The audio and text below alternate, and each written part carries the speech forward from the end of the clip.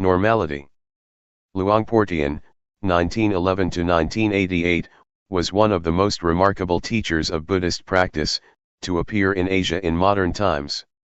His teaching issued very directly from his own experience, intensely personal and original. Not a scholar nor academic, but a simple man who spoke very frankly about his experiences. His method of meditation employs simple hand and arm movements as a way to increase awareness. If you are searching for ways to calm a busy mind, Luangpor Teean's gentle teaching will guide the way. Luangpor Teean Jita Subho. Forward.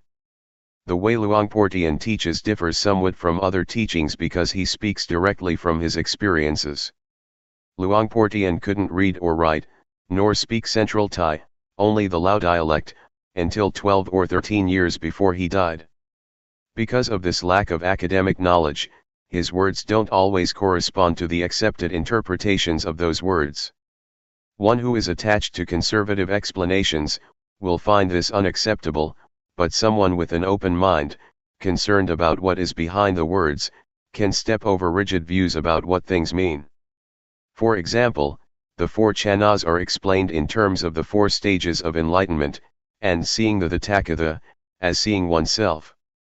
Some of these points could be seen as ready-wit, Pali, Patipana, and at the same time, their meaning recognized. Other things need a mature attitude of not fussing about definitions, but sincerely opening up to what Luangpor is trying to convey. It is unlikely that it will escape the reader's attention that Luangpor Teean was a simple man, who spoke very frankly about his experiences, and the reason he did so seems rather obvious. With confidence one is liable to open up the mind more and come closer to what Luangpor is pointing to. To have an open mind is exactly what awareness is about, to receive anything that appears or occurs in the present, whether it is a sensation due to movements, breathing, the eyes blinking, the knee resting on the floor, a breeze touching the skin, or even sound and visual phenomena. We hear and see them in the present, don't we? As long as the mind doesn't proliferate, all of this can be used as more objects of awareness. They are not obstacles. That's a different attitude than training in concentration, where the mind is narrowed down to one point. But samadhi is the establishing of the mind, and we can establish the mind in awareness every second of the day because movements, as well as this practice, are natural. The translator. Walking the path. Taking a shortcut. Today the monks, novices, and lay people are meeting here in order to study the method to develop meditation. We're not interested in anything else because we've done it already. For example, making merit, being generous, upholding precepts, and doing tranquility, meditation. As for insight meditation, we've heard about it, but we don't yet understand, or we've only practiced it a little bit. Therefore, before we start practicing insight meditation, we have to rely on listening and reading from scriptures before we understand what tranquility meditation is and what insight meditation is. Developing awareness is the path that the Buddha teaches. Things outside of Buddhism. Making merit, being generous, keeping precepts, and doing tranquility meditation are a pair with the world. Whether there is a Buddha or there is no Buddha, these things exist anyway. When Prince Siddhartha was born, Brahmins were assiduously looked after, which is making merit and offerings. As for tranquility meditation, it's a matter of psychic powers, a matter of ambition. We've probably heard about becoming invisible, flying through the air, diving into the earth, reading other people's minds, multiplying oneself, reciting magical verses to obstruct vision, and hearing by entering absorption. This is not insight. According to the Buddha's biography, when Prince Siddhartha ordained, he studied with the hermit Alara, and mastered 7 absorptions, 4 form absorptions and 3 formless absorptions. But suffering still existed. That is to say, there was still greed, hatred, and delusion. He was not satisfied with this and so studied with the last teacher, the hermit Utthaga, until he mastered the 8 absorptions, 4 form absorptions and 4 formless absorptions. The hermit said, "That's as much as I know." But the prince was still not satisfied because there was still greed, hatred, and delusion. He wasn't liberated from suffering yet. This shows that tranquility is not able to put an end to suffering. After this, the prince tormented himself, together with the 5 ascetics who were following him. He fasted until his body was so thin that it was just skin over his bones, and he held his breath. But even after doing all this, greed, hatred, delusion, satisfaction and dissatisfaction still persisted. There were still defilements. Things inside Buddhism. So the prince gave up those methods and started to eat fruit. Because of this, the 5 disciples avoided and eventually left him, so he practiced by himself. Having eaten some rice offered by Miss Suchata, his body recovered strength. He reflected on the various methods that he had been practicing but which were not capable of shaking off the defilements. He still had troubles and suffering. So the prince turned around and looked at his mind and was, at last, successful. He attained Anuttara Sammasambodhiyana and became the fully enlightened Buddha. He was able to conquer all the defilements and to extinguish suffering, leaving only coolness. His body was back to normal and his mind was free of suffering at last. He lived with and enjoyed the happiness of awareness and wisdom. Having attained this, the Buddha shrank back from teaching, reflecting that this practice was profound, and it would be hard to understand. So it can be taken that mind development is something difficult to do, and that this is what Buddhist teaching is about. As for making merit, being generous, keeping precepts, and doing tranquility meditation, it is not the teaching of the Buddha, but a teaching of teachers at large. Teachings outside of Buddhism.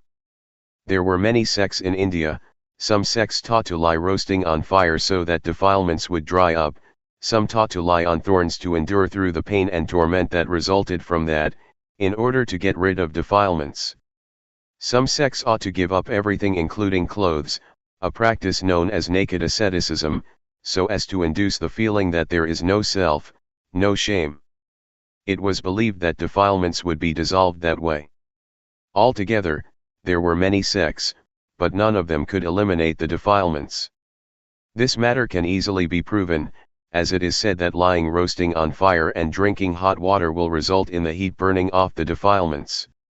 In the old days, in the villages, when a woman gave birth, she would be laid down roasting above a fire and given hot water to drink.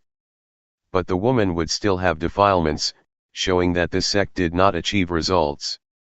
As for the sect that would have its followers give up everything and go naked, just look at a baby not wearing clothes. It still has moods and feelings. As soon as someone talks nicely, it laughs. And when someone scolds, it cries, whether naked or clothed. This shows that defilements are not in the body, they are in the mind. Therefore, to practice Dhamma we have to practice at the mind.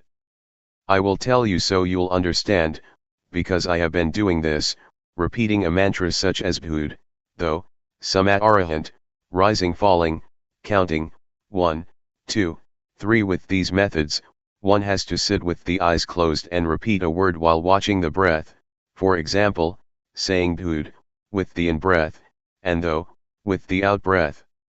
I've done quite a lot of this, but there was still satisfaction and dissatisfaction, greed, hatred, and delusion didn't diminish. This kind of practice is called tranquility meditation. Tranquility meditation is not more than a means to make the mind peaceful, but it is peace under the influence of delusion. It's just like putting a rock on top of grass. As long as the rock is on top of the grass can't grow, but when the rock is removed, the grass grows just as before, or maybe even more vigorously than before. It is true that there is no lopa, dosa, and moha when we're sitting alone, with the eyes closed, but as soon as we go back into society, like and dislike are born again. This is how it is. Going off to stay in a cave in a forest or the mountains cannot extinguish suffering, just because of going to stay there. At first, I did it like that also. The teachings inside Buddhism. The word Vipassana translates as realizing and truly seeing. Seeing what? Seeing impermanence, instability, and non-selfhood. When having insight, one views things differently than before. It is a transcendency. When we don't yet see clearly nor truly know, then acting, speaking, and thinking are as before. It is not yet Vipassana.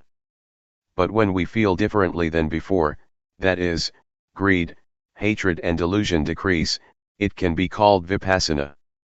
A handful of leaves, awareness. To practice insight meditation, the Buddha teaches us to develop 4 foundations of awareness, namely 1. Gayanupassana Satipatthana, that is, to meditate on the body, in the body, and see according to actuality, that this body is only just a body, it's not a being, an individual, nor a self. It is neither me nor it. 2. Vedananupassana Satipatthana, to meditate on the feelings, and see according to actuality, that these feelings are only just feelings, they are not a being, an individual, nor a self. They are neither me nor them. 3. Jittanupassana Satipatthana, to meditate on the mind, in the mind, and see according to actuality, that this mind is only just mind, it is not a being, an individual, nor a self. It is neither me nor it. 4. Dhammanupassana Satipatthana, to meditate on the mental objects, in the mental objects, and see according to actuality, that these mental objects are only just mental objects. They are not a being, an individual, nor a self. They are neither me nor them. The teachings of the Buddha are many, I'm not able to describe all of it. We've probably heard that at one time our Buddha was walking with a number of monks in the forest. Seeing fallen leaves scattered around, the Buddha picked up a handful of leaves and asked those bhikkhus, monks, which is more, the leaves in my hand or all the leaves in the forest? The bhikkhus answered, the leaves in the forest are more than those in your hand, so much so that they cannot be compared. The Buddha then taught that the knowledge and understanding that the Buddha had studied was comparable to the leaves in the forest, and the knowledge that he taught us was comparable to a handful of leaves. The leaves in the forest stand for making merit, generosity, keeping precepts, and developing tranquility meditation, and the handful of leaves for insight meditation. However, to do Vipassana we have to study through listening and reading at first, before we start practicing. Otherwise we'll waste a lot of time gathering all the leaves in the forest. The practice of Vipassana that the Buddha teaches, though developing the 4 Satipatthana, means learning to be aware. The Buddha said that there are 2 things that are of great assistance, namely, first, sati, to recollect or not forget that there is the body, that there are movements, that there are feelings, that there is mind or that there are mental objects. Before doing or thinking anything, know it with awareness. And second, sampajanya, to realize, the moment we're thinking something, to realize it fully. Sati sampajanya, when using ordinary language, just means to wake up, to awaken, to feel oneself all the time. Developing awareness gives rise to wisdom. Talking from experience, it is not necessary to sit with the eyes closed in order to develop awareness. I've done the method of sitting with closed eyes, and wisdom didn't arise. But doing the new method, my method, wisdom did arise, and I got the feeling that is in accordance with the texts. Some people may think that my method is new because they've never heard it before, but actually it is as old as the Buddhist teachings. A. Arouse the body to always feel and be awake. The development of awareness that I'm talking about and have been doing is done as follows. We can either sit down on the floor or on a chair, and it can even be done in the lying or standing position. Catch with your awareness the movements of the hands, Turn the hand up, turn the hand down, raise the hand, lower the hand. Be aware of each posture. Do this often. This is the coarse way of developing awareness. Simply speaking, walking, or lying down, or whatever you may be doing, know it. Everyone can do this method, no matter what religion one believed in. It can be practiced by all. People of all nationalities can do it because everyone has a body and mind. All religions teach the same thing, to abandon what is bad and to do what is good. B. Arouse the mind to always feel and be awake. Having developed awareness until one is skilled at it, catch the feelings in the mind with awareness, following whatever comes up, no matter what one is thinking. Know and see it. Keep watching your own thoughts continuously. Regardless of what you're doing, look at your own mind all the time, no matter what it is that you are doing, reading a book, writing, digging, cutting grass or bathing. Keep watch over your own mind all the time. What kinds of feelings are coming up? Satisfaction, dissatisfaction, worry, doubts, etc. These things are all thoughts, objects. Watch over these thoughts and objects.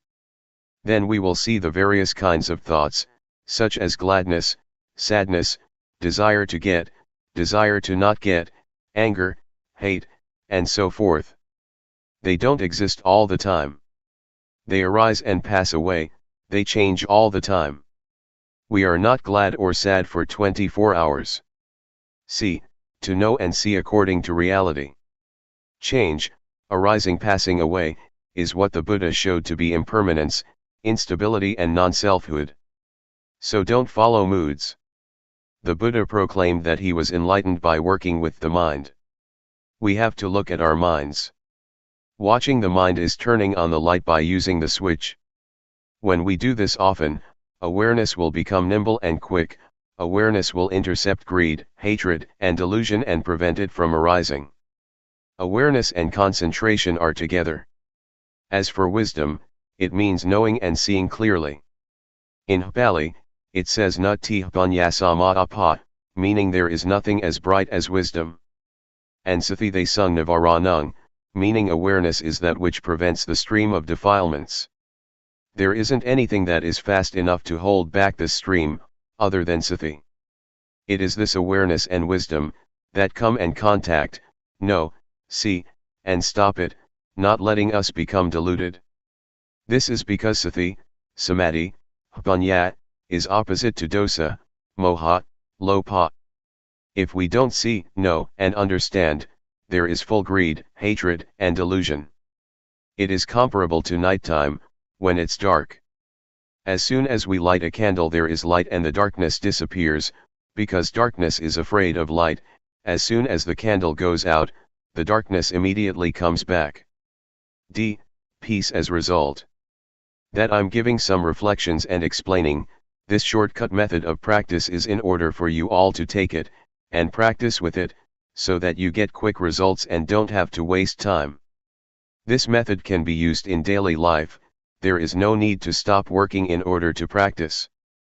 Some people have practiced a bit already, and some people have only just heard it. Some people who have never heard it might feel displeased. If that's how you feel, then discard that feeling first, the knowledge that you have learned before. Put it down for now and test out what I'm saying, try it out and you will know what the results that arise are like.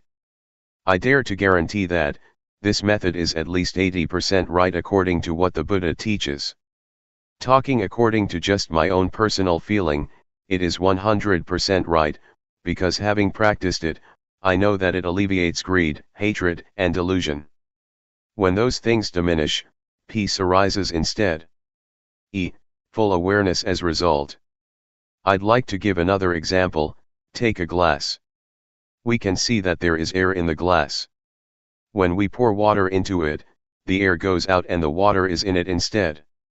Then, when we pour the water out, the air goes back in and replaces the water. This compares with our turning up the hand. We know, we have awareness, Sathi comes to replace not knowing, delusion. Not knowing goes out of our minds. Do it often. Catch the feeling often, in all postures. Sati will increase, and delusion, not knowing, will decrease just as the water replaces air in the glass. Maybe some of you have heard about, or have been taught, to make merit, for example by building a ceremonial hall or temple, and you get merit for this or that many eons. And you've probably heard that, 100 years on earth equals one year in heaven. The angels throw one sesame seed in a pit that is 100 leagues deep. When it is full, that's 1 eon. Other than that, you've probably heard that to once put food into a monk's bowl, you get rewarded for 6 eons, sending a container with food to offer to monks, one gets rewarded for 5 eons, to send food for the midday meal, 5 eons. These things are puzzles, but some people don't understand. If you want to understand, you have to practice, to develop awareness, by turning the hand up and down, feeling it.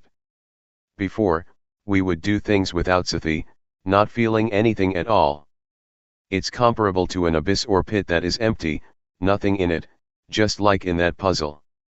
But when training in awareness, catching the movement in all postures, for example, blinking the eyes, sitting and lying down, we are aware, feeling it, knowing it. When doing this, sati increases, just like the sesame seeds that fall in the pit, or abyss that is 100 leagues wide, and 100 leagues deep. The aim of this comparison is that we train a lot in awareness, and that we do it a lot in order to get results, to make sati full, so that we are not negligent or deluded. When we have developed the 4 foundations of awareness, as described earlier, we will have the ability to really contemplate, ponder, and understand the various problems in our minds. Developing awareness in the right way will yield results within 3 years.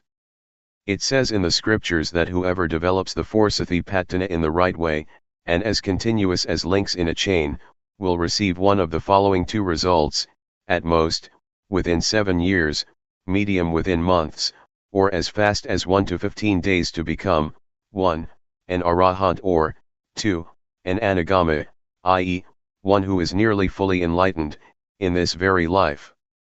As for the way of developing the awareness that I'm talking about, if you really do it, knowledge and understanding will arise, and suffering will diminish, within at most 3 years, medium within 1 year, or as fast as 1 to 90 days. We will know, see, and understand, and our life from then onwards will have happiness and no suffering. To practice like this, we don't have to spend money, we can do it an hour a day, or 5 minutes. Even hearing about it often makes the defilements gradually diminish. Greed, hatred, and delusion are evil, they are suffering. To get angry once is evil and is suffering one time. Evil and darkness are the same. Darkness means not seeing, not knowing, not understanding. Merit and knowledge are the same. When we understand, we are at ease, we don't have suffering and we don't doubt. If the mind is dark, there is suffering and doubt. For example, doubt that we're going to be reborn like this and like that after death. But some people, including myself, who have made merit, been generous, kept precepts and practiced tranquility meditation, still doubt about merit and demerit, about falling into hell or going up to heaven after death. They don't understand at that time. The Buddha teaches that heaven is in the heart, hell is in the mind, and Nibbana also is in the mind. Our grandparents used to tell us this, but we didn't reflect on it, so we didn't understand it. We have to practice and know for ourselves. Studying from scriptures is good, but it cannot solve suffering. Teachers teach that we should let go of greed, hatred, and delusion, but they themselves can't let go of it. Teaching others is easy, but teaching oneself is hard. But this method of mine is not difficult. You don't have to study or learn anything. Being able to read and write or not is of no importance. Everyone can practice, men as well as women, ordained or not ordained. We can all practice. There is only one Dhamma, not many kinds. To say that the Dhamma of a person who keeps 5 precepts is one thing, that the Dhamma of a person who keeps 8 precepts is another thing, the Dhamma of an ordained person is another thing, the Dhamma of a lay person is another thing, the Dhamma of a person who practices insight meditation yet another thing. That is a different matter. That is not what I'm talking about. I say that there is only one Dhamma. Dhamma is to finish lopa, dosa, and moha. Doing this is what virtue and Dhamma are. It says in the scriptures that virtue is the means to eliminate coarse defilements, concentration is the means to eliminate medium defilements, and wisdom is the means to eliminate subtle defilements. But can we really eliminate them? No. Why not? Because we don't do it properly. The word defilement stands for greed, hatred, and delusion, but most of us understand it only as materialistic, that having money, a big house and a smart car is defilement. But in reality, those things are not defilements. They are just things that come from being diligent and knowing how to work, and from knowing how to save and accumulate things. But the defilements that I'm talking about are greed, hatred, delusion, and sorrow. These defilements are not afraid of anyone, not of rich people, not of influential people, not even of monks ordained for a long time, with a title, are they afraid? They enter into everyone's mind. On speaking in another way, we could say that the defilements slap everyone's face. A wealthy person, on being told off a bit, is displeased. This shows that the defilements slap him or her in the face. Or when someone praises him or her, satisfaction arises. This is the defilements slapping his or her face. These defilements are not afraid of anyone at all. They are only afraid of those who are disciples of the Buddha, they are afraid of those who develop the four foundations of awareness in the right way, they are ashamed, they don't dare to come close, because that person has the eye to see the Dhamma, the wisdom to see clearly. Of the lay people who have come here today, some people are still young, only 20 to 30 years old. If you develop awareness in the right way, within 2 or 3 years you will go beyond suffering, and during the remaining part of your life, you will just have happiness. Even older people 50 or 60 years old, are the same. Until you die your life will only have happiness. And when you die without suffering. If you still have another 9 or 10 years to live, it will be 9 or 10 years without suffering, with only happiness and coolness of mind. This is the heartwood, the essence of Buddhism. The word Buddha means the one who knows, the awakened one who is joyful with Dhamma. I have shared some of my reflections and understanding. It is a shortcut to practicing Vipassana. It is instantaneous. Having listened, please practice with every breath, no matter where you are, whatever work you are engaged in. You can practice while washing clothes, doing the dishes, sweeping up, or working in the field. Vipassana is wisdom, it is life, it is virtue, it is the Dhamma, it is everything. It is the real life, it is the real Dhamma. May you understand it like this. Summary of the shortcut. I'll give you a few small reflections. 1. To be diligent in developing awareness in all postures, turn the hand up, turn the hand down, raise the hand, lower the hand, walk back and forth, lean to the right and the left, blink the eyes, open the mouth, swallow saliva, breath in and out, fully feeling yourself doing it. This is called having sati. It is equal to throwing sesame seeds into the abyss. When awareness is complete, wisdom arises to really know and see the following matters: rupa, nama, rupa doing, nama doing, rupa disease, nama disease, knowing instability, impermanence and non-selfhood, knowing convention, knowing religion, knowing Buddhism, knowing evil, knowing merit. Really knowing. These are objects to know with real awareness and wisdom. 2. Next, to work with the mind, look at the mind with awareness. Whatever the mind thinks, immediately know it and conquer it. When we immediately know and conquer thought, this is called working with the mind. 3. Do it until you are nimble and swift, until greed, hatred and delusion stop arising. It is the calming and extinguishing of suffering in the mind. This type of suffering we can't chase away as we would chase off a pig, a dog, a duck, or a chicken. We must depend on the development of awareness, and see our minds in order to deal with these types of defilements. If we don't see our minds, we will be empty, similar to a pit or abyss that is never full. When we have awareness, it means it is full, it is no longer a pit or an abyss, and lopa, dosa, and moha don't have a place to enter, because awareness is full. Whatever work we do it with sathipanya. There is no delusion, only rightness. These types of defilements are ugly and worthy of getting fed up with. Whoever is a disciple of the Buddha with an eye to see the Dhamma, will not have them lying around in his or her mind. They are afraid. Suppose we have defilements at a level of 100%. They slap our face 100%. When we see and understand them, they will gradually diminish. Then, when we try to become familiar with looking at our minds, the defilements will diminish increasingly, step by step. When it reaches 100%, we're rid of suffering. What is left is 100% happiness. Therefore, may you all try to practice and reach the real peace and happiness. The path of peace. May you all listen well, this time, so that sathipanya springs up. Knowing suffering. Something we have in common is that we don't want suffering, we hate it. Then how does suffering arise? Suffering arises because we don't know. Suffering doesn't exist within us, and it doesn't arise all the time. What really exists for sure is normality. By nature, the mind of each person is in a state of normality.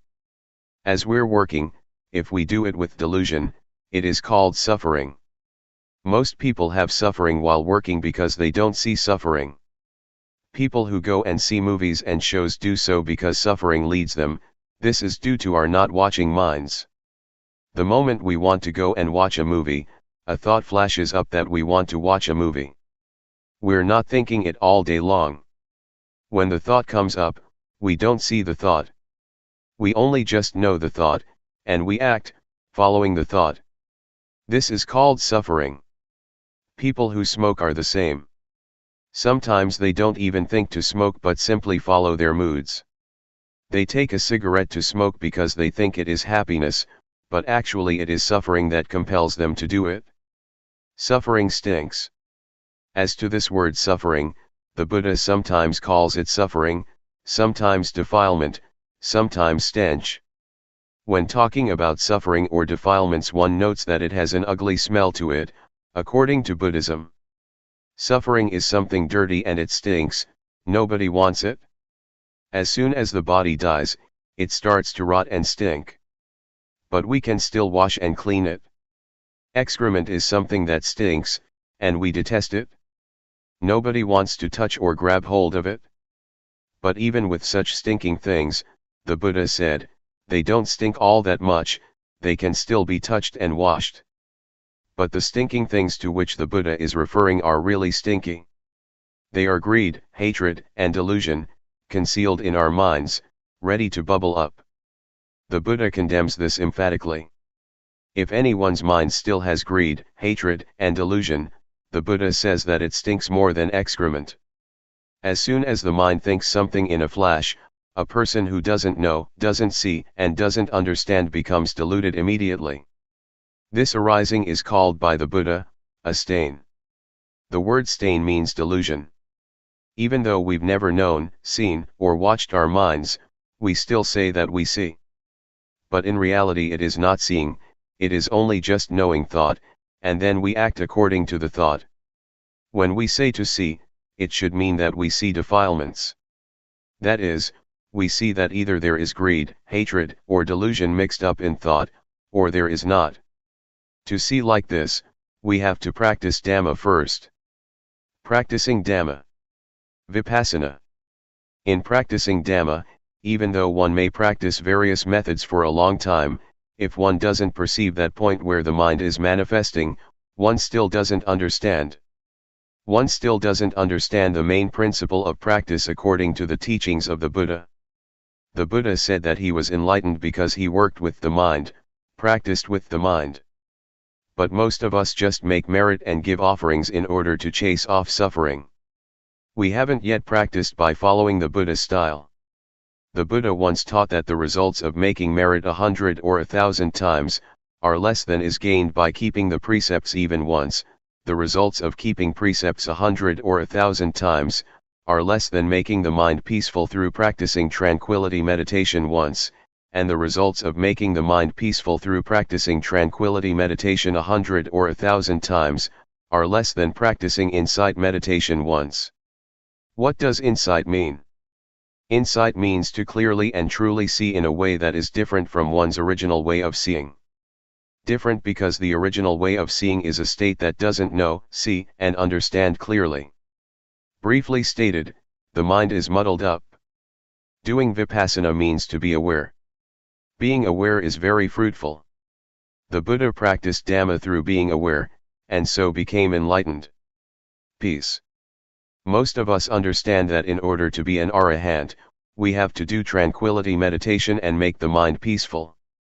In reality, there are two kinds of peace, namely, peace that is like being inside a cave, and peace that is like being outside a cave. Peace inside a cave means it is just as though we're in a cave or we're in a dark room. When we light a fire, the darkness disappears and light come to take its place, but as soon as the fire goes out, the darkness come back again. Even when we've made a fire and there's light, we're still in the cave and we still can't see the shape of the cave. We only just see certain things inside the cave. Peace inside a cave is therefore called peace under the influence of moha, a not knowing kind of peace, or even a not wanting to know kind of peace. That some people go and sit to make their minds peaceful, understanding that they're developing insight, this is so, but it's a diluted kind of truth. As for peace outside a cave, it's just like being outside a cave, but it's not dark. There's no need to make a fire, and we're able to know and see what the shape of the cave is like. This may be likened to peace that is without delusion, i.e., peace due to the absence of defilements. There is no lopa, dosa, or moha. In order to achieve this kind of peace, we have to realize and truly see first. Seeing truly and clearly is called insight. Insight is to realize and truly see according to reality. Peace outside the cave is therefore called a knowing kind of peace. One is peaceful because one knows. I want to shake up and warn all of you that developing insight has many obstacles. If we don't know, we'll go wrong, but when we see, know, and understand, we can solve the problems. The first obstacle. The first obstacle in developing Vipassana can appear when we make movements with the body, and sati is aware of it. Wisdom arises in the mind that knows reality as it really is. That is, it knows rupa, nama, it knows instability, impermanence and non-selfhood, it knows convention, it knows religion, knows Buddhism, knows evil and knows merit. This is wisdom knowing through Vipassana. But it's only just the outer bark of Vipassana, still not able to deal with suffering. It is just knowing in knowing, it is knowing through thought, knowing the scriptures. It is defilement due to Vipassana. The obstacle is that when this kind of knowledge arises, we get buried in it, a kind of knowledge that is still similar to being inside a cave. Therefore, next we must try and find a method to get out of the cave, to pull ourselves out of that knowledge, gradually, by watching our thoughts. As soon as a thought flashes up, know, see, and understand that it has come up. This is practicing Dhamma a little bit deeper. Ordinarily, a tree has an outer bark. When one removes the outer bark, he reaches the layer with the nourishing sap inside. Removing that layer, one reaches the white wood. Removing that, one comes to the hardwood. Buddhism is the same. Knowing rupanama, evil and merit is also knowledge, but it is outer knowledge, enough to deal with suffering on one level, such as not being foolish by believing in auspicious things and lucky omens, or in ghosts and angels. But when one is in such a state, greed, hatred, and delusion are still there, because one doesn't know the origin or source of it. To solve this problem, to know the origin of the arising of greed, hatred, and delusion, We must watch our minds, like a cat that waits for a chance to grab a mouse. As soon as a thought comes up in the mind, look at it and fix on it so that it is known in time. A thought comes. Whack, cut it off straight away. Another one, whack, cut it off right there. Do this often. Thoughts will thereby decrease and awareness will increase. Just as with the positive and the negative. When there is more of the positive, the negative lessens. We start off never having seen thought, thinking 100 things and never seeing a single thought. But when we are watching like this, we catch it once and cut it off. The remaining thoughts are less than 100 now and will steadily decrease step by step, as long as we keep at it. We keep gazing like this, a thought comes, we cut it off, another one arises, we drop it. When we think 100 thoughts and we know 95 of them, it shows that we have a lot of awareness. Just 5 thoughts left that we can't keep up with. Right here is where we have to put forth effort, watch thought but don't be caught up in the thought. When we know and see all the 100 thoughts, keep up with every thought every time, it is equal to knowing and seeing exactly where greed, hatred, and delusion are born.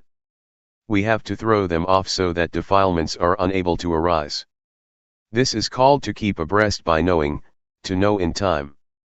Knowing how to prevent, knowing how to solve. This is where we're able to deal with lopa, dosa, and moha. Defilements can arise because we get deluded right here. We don't know that their origin is right here.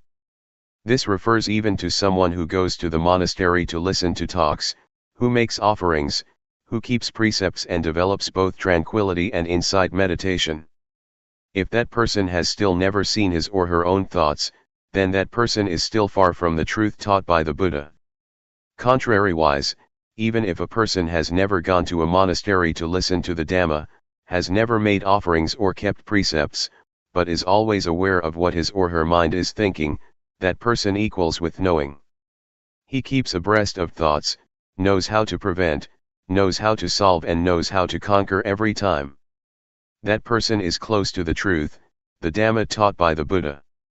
Have you ever heard of the Buddha having taught that the Dhamma exists already?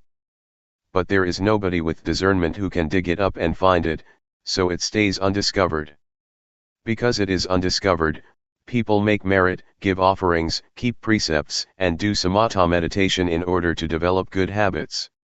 So we believe that it is meritorious and wholesome to accumulate those things for the next life or for the future. This is wrong understanding. The Buddha didn't teach like this. The Buddha taught us to see our own minds. We have heard the story of the monk Wakali, who was attached to the Buddha's body and never looked at his own mind. When he was corrected by the Buddha, he became so upset that he was going to jump from a cliff and die.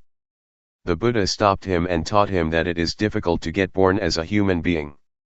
And it's very rare for a human being to have an opportunity to listen to the Dhamma from a noble person. The Buddha said further that his body was just material. After his death it would rot and stink. That is not the Buddha. The real Buddha can be found within the monk Wakali. It is the Dhamma that is present in all people, that is, cleanliness, brightness and peace, which is the Buddha. The Buddha proclaimed, "Whoever sees the Dhamma, sees me. Whoever doesn't see the Dhamma, doesn't see me, even when taking hold of my robe or my finger." The monk Wakali woke up and started to work with the mind, and he saw his own thinking. Seeing the Dhamma.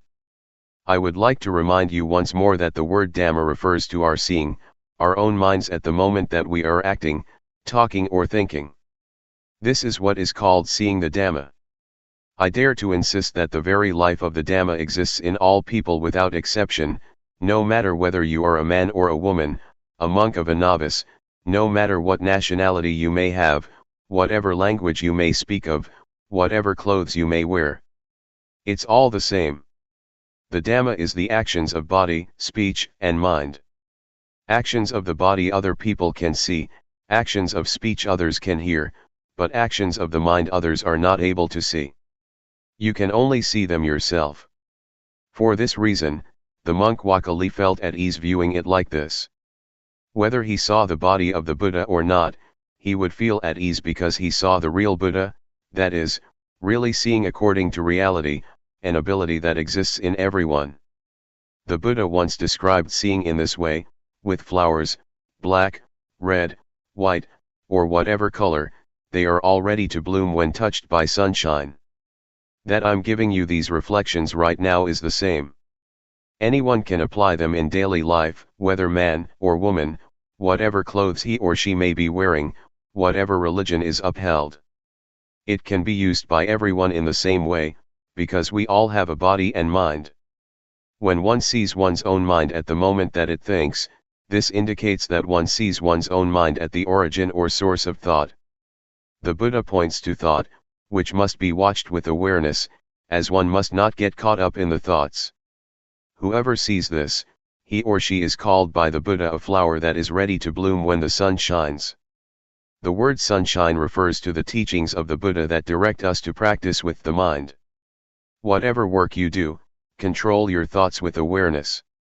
Some people don't do it yet, because they're not interested. But when we are interested, when we are suffering, we must be ready to do it. There are 84,000 teachings in Buddhism.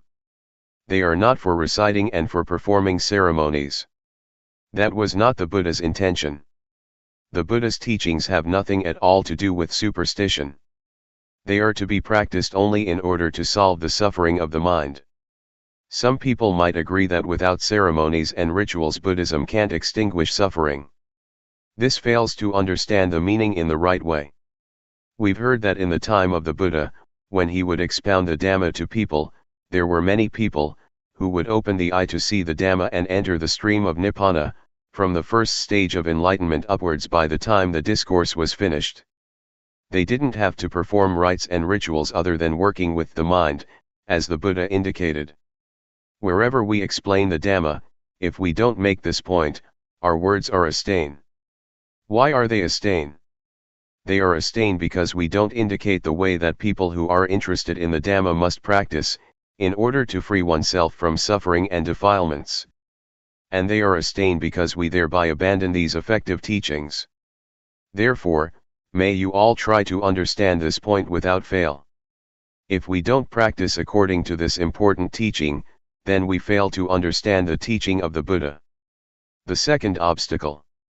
The second obstacle in developing insight is that when we begin to understand and see this point, we are able to destroy greed, hatred, and delusion to some extent, but at the same time, joy is lying concealed within it. The Buddha says this is still not right. Joy is darkness, but it is white darkness. Joy is due to our satisfaction and pride that we can do it. White darkness is frightening because it is hard to see. Black darkness is easy to see because it is dark. Being caught up in joy is to see wrong as right, because as soon as we can destroy some defilements, we don't watch at the point where the defilements are destroyed, but we get sucked into the point where joy arises. Therefore joy is an obstacle in attaining higher stages to Nibbana. Being caught up in joy is equal to being caught up in thinking. A thought comes up and we get caught up in the thought, so we don't see the thought. When we get caught up in joy, we don't see joy, and we're just content with joy. Because of this, the Buddha teaches us to pull ourselves out of the thought that we're thinking, to stand outside of it. Then we will see our thoughts. People who still don't know and see their thoughts say just the same, that they know thought. But in reality they don't understand that thoughts come up continuously, and they get caught up in them. Those who have joy or are attached to the peace of tranquility meditation are the same. They are caught up in peacefulness, don't know that peace is delusion, and thus get caught up in peace. It is comparable to someone who doesn't know how to turn on the light. He or she turns the light bulb. No light appears. The person who pulls him or herself out of thought, and knows and sees thoughts, may be compared to someone who knows how to turn on the light. That person turns on the switch and light does appear. So we have to know the origin of thought and come to an understanding with these little thoughts of ours. Then we will have as much ability as an electric light in brightening the interior of the mind, just as one correctly turns on the light with the switch. When we're looking at our minds, there is no greed, hatred, and delusion. But the moment that we're not looking and lose awareness, greed, hatred, and delusion can come back, and we can get caught up in them. It's just like a car driving along the road. At the place where the car passes there is a wind blowing behind it, leaves and dust flap and flutter at the back of the car. Thoughts of greed, hatred, and delusion flash up for a moment, and we follow them. How can we still say that we know thought? In reality we don't see thought, but we get caught up in it. The Buddha teaches that whoever doesn't see one's own thoughts is a heedless person. Heedlessness is poison to one's life, it's like being dead. This is what I said, it stinks. The Buddha said that there is nothing that stinks as much as the mind that has greed, hatred, and delusion, the mind that is stained, the dirty mind. Our real mind isn't dirty or stained at all. It's like a light bulb. The filament in the bulb is not dirty, but dust can settle on the outside of the bulb, the inside is still as bright as before. Or we could compare it with the sun. When clouds obscure the light from coming to the earth, it gets dark, but the sun is still as bright as before. Vidchat, avidchat. People who don't see thought and get caught up in thought are called people in the cycle of dependent origination, they are people who don't know. We've probably heard this, avidchat is the condition for formation to arise, formations are the condition for the birth of consciousness, consciousness conditions mentality materiality, mentality materiality conditions the six senses, the six senses condition contact, contact conditions feeling, feeling conditions craving, craving conditions clinging, clinging conditions being, being conditions birth, and birth conditions old age, death, and suffering. It's a cycle. Avidchat translates as not knowing, we say that we know, but we don't see our minds. Instead we get caught up in thought. As for the word vidchat, it means knowing, seeing one's own thoughts. A thought comes up, we see it, and it stops. It's like a cat and a mouse. If we don't have a cat at home, the mice are not afraid, but when we have a cat, it will catch the mice as soon as they show their faces. The mice die of shock when they get caught. They can die even though the cat doesn't bite. They have such shock, never been caught by a cat before. This is similar to our fixing on thoughts in our minds. When a thought comes, we know it in time, and it immediately stops, comes to a halt, can't concoct any further. This is called vidchat, knowing, to know in time, knowing how to prevent, knowing how to solve and knowing how to conquer, just like a cat and a mouse. If we don't reflect on the teachings of the Buddha, we don't understand them, and we argue and debate about the teachings, competing with each other. This is not right. Someone who has studied the teaching, and employs that knowledge as a tool for killing defilement, or dealing with suffering is doing it right, according to the Buddha's intention. These days, we study the Buddhist scriptures until we have degrees, up to the 9th level. Some may look at their own thoughts, but some never watch their minds at all. Whoever has studied but never seen his or her own thoughts, says the Buddha, are like a termite that makes holes and eats books. With academic studies it's the same, studying until one has university degrees, but still never watching one's mind. Such persons know about other people but don't know and see themselves. These people are not considered wise in Buddhism because their knowledge is only of use in an academic way, but is not useful spiritually. When we have a university degree we should deal with our minds also, that is, eliminate defilements, the coarse ones as well as the medium and subtle ones. Going against the stream of thought. We've all probably heard that the Buddha at one time practiced by tormenting himself, but saw that that method was wrong and stopped it. After that, he partook of food offered by a lady named Suchata. The Buddha asked her, "Do you offer just the food or is the tray included as well?" She answered that all was offered. Having finished the meal, the Buddha took the tray to the bank of the river and made the following resolution: if he would be enlightened, may the tray placed on the water flow against the current. This is not a true story, it's an illustration and has meaning on the level of the mind. The tray is the mind, the water represents the defilements, and the Buddha working with the mind is the action of going against the stream. The Buddha didn't let his mind follow the defilements. The current of the water is the current of thought. Following defilements is easy, everyone is doing it already, and so we have suffering. The Buddha practiced going against the stream of defilements for the extinguishing of suffering by watching the mind, seeing his own mind thinking. As soon as a thought would come up and there was desire to follow what the eye saw, the ear heard, the nose smelled, the tongue tasted, or the body felt, the Buddha saw those thoughts as defilements. He practiced going against the current of thought, not following the thoughts, which want things. Practicing like this, knowledge arose in him and he was enlightened. The thing that the Buddha points out to us to practice is to know thought with awareness, looking at our own minds. Whatever thought comes up, we should know and understand it, so that the thought does not proliferate further. When thought flashes up, we watch it with awareness, and the thought stops by itself. In practicing Dhamma, the thing to be careful about is the knowledge that knows things outside of ourselves. This kind of knowledge is defilement due to Vipassana. When we have such knowledge, it gives rise to gladness and joy. Joy is called white darkness. It is wrong knowing. Don't get attached to joy. Continuing the practice to the end, until we clearly see our thoughts, their origin, and their source, we come at last to the state of arising, passing.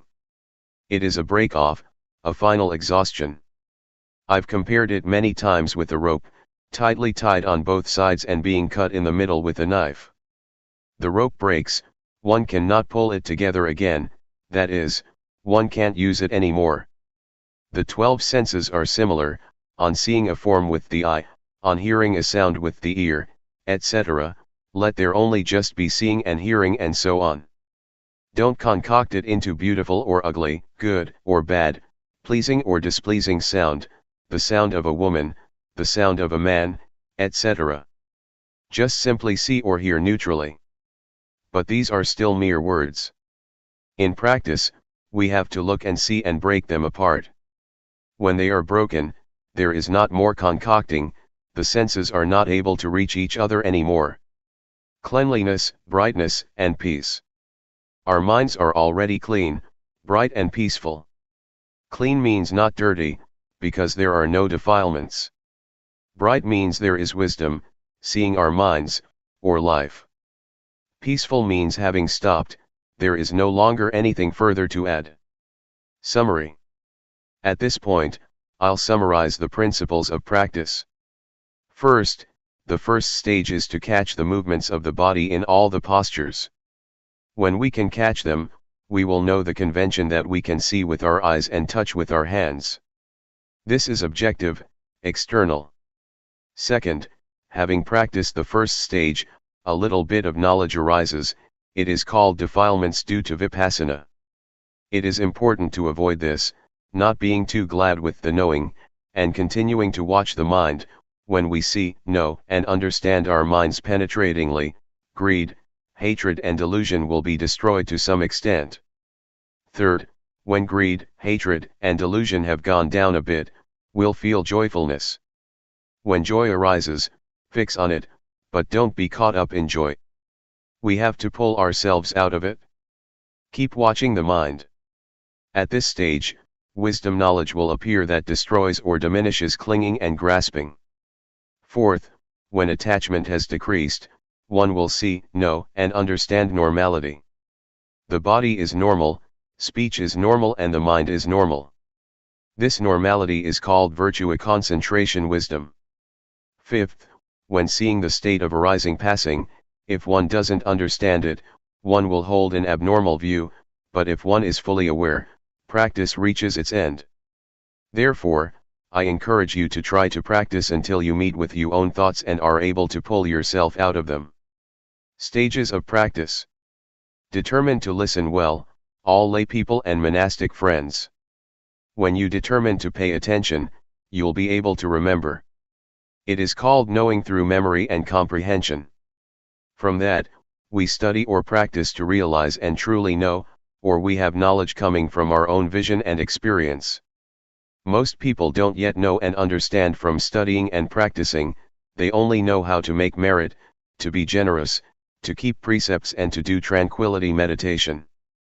But when it comes to more profound matters, that is to say, how to develop insight meditation, there are really very few people who know and understand it.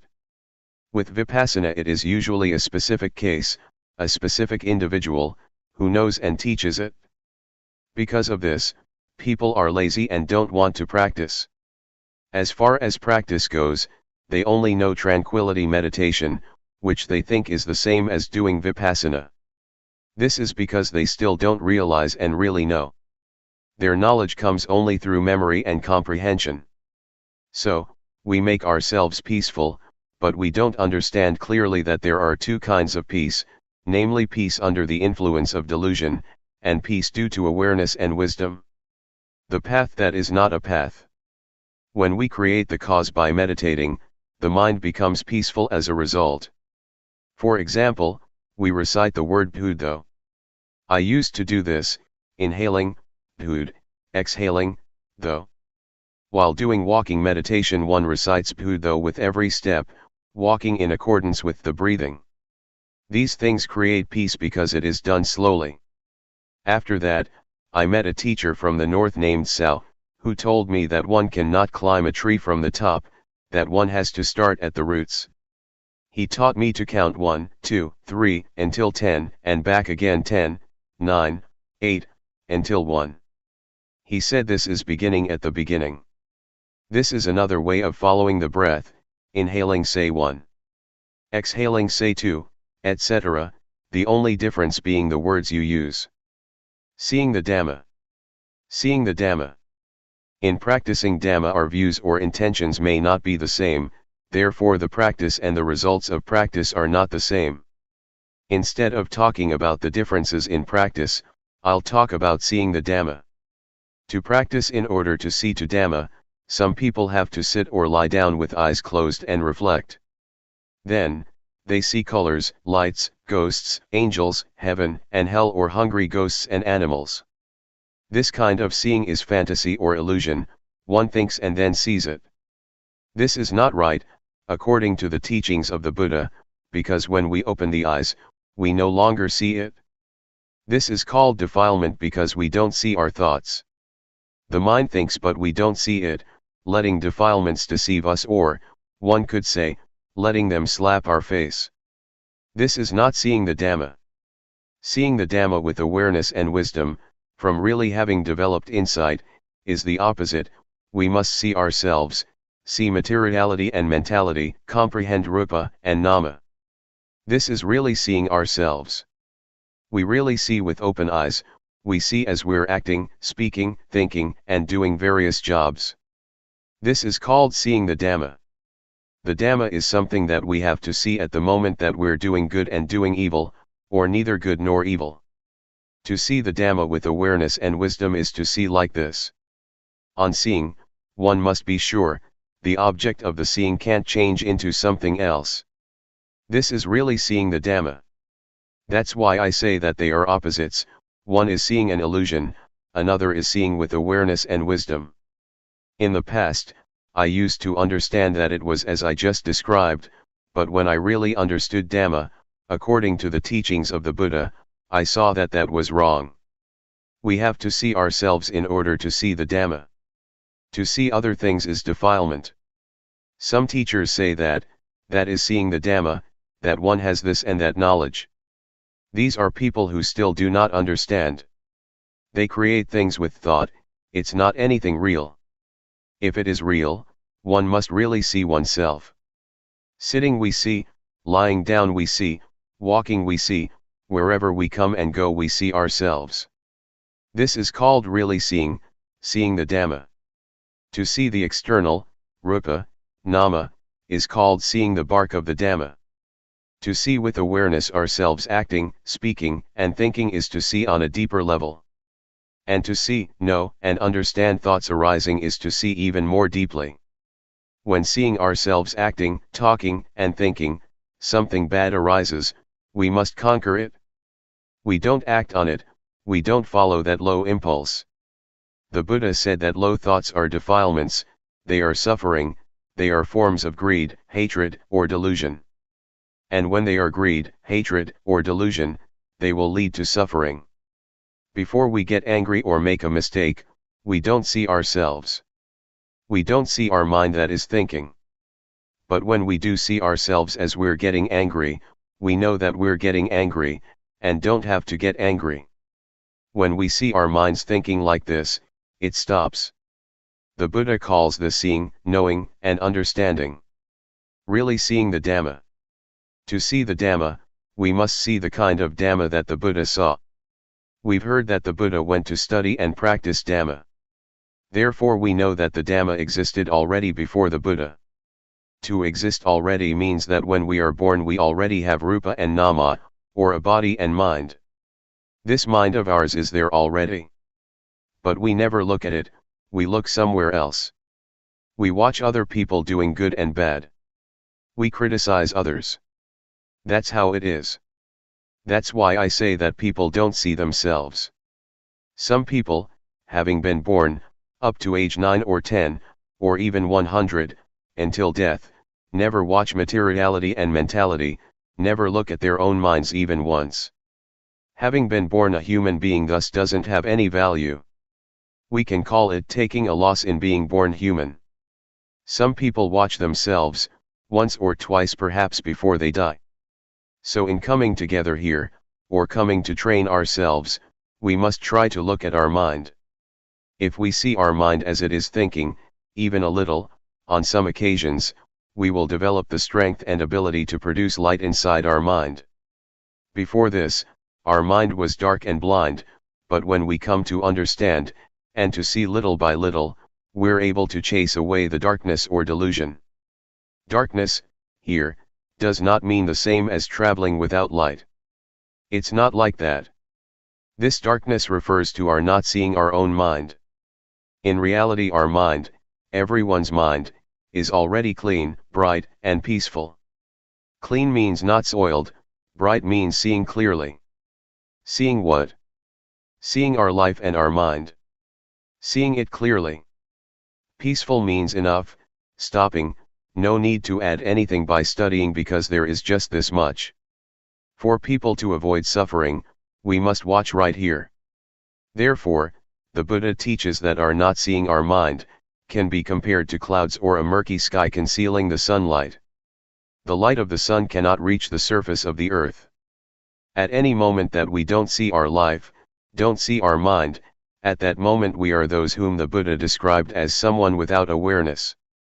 One might even say someone with defilements because, at that moment defilements overwhelm us in our mind.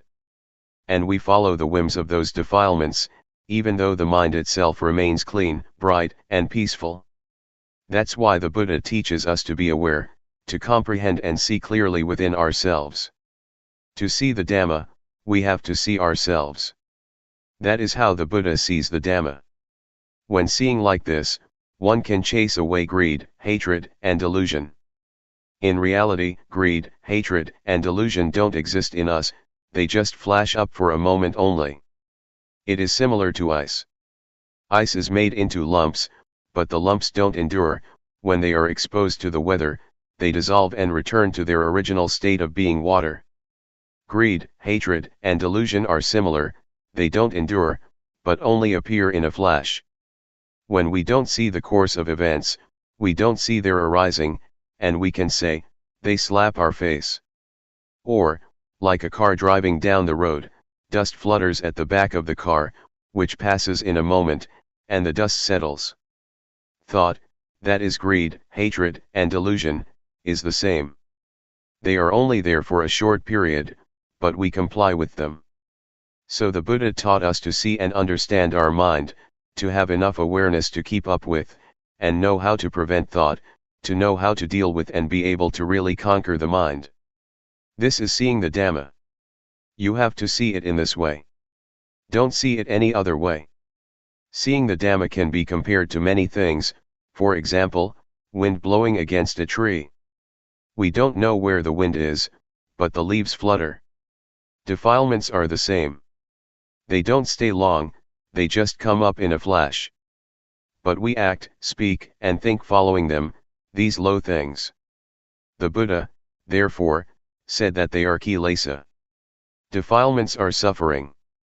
We must try to make ourselves aware and to have the wisdom to watch and see our mind, to view all with knowing, to know in time, to know how to prevent and solve, and to be able to beat the defilements. When we see our thoughts like this, we see immediately what suffering is, what defilements are, and when we see that, then the thoughts, which are defilements or suffering, are not concocted any further. Really, the Buddha perceives it this way, and my understanding is that it really must be like this way.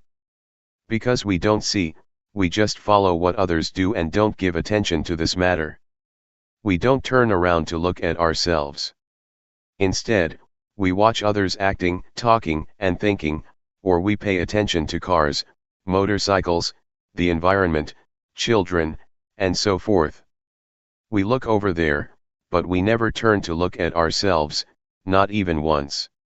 When we don't look at ourselves, we forget ourselves, we get deluded just looking at others. The Buddha calls people like that someone with defilements or cankers. The word canker can be used to refer to defilement. We have come together to train in insight. The word Vipassana is just a Pali word. It is Dhamma language. In ordinary speech, it means clearly seeing. When we see clearly, we see differently from before, and make a shift in consciousness. What is it that insight sees clearly? It clearly sees ourselves acting, speaking, and thinking. That's what it sees. And it sees differently from before. Formerly we didn't understand that things are like this. A shift in consciousness. We stop things that are bad because we are no longer deluded. In the past we used to revere ghosts and angels, gamble, drink alcohol, take various kinds of drugs, go out at night to watch shows and so forth.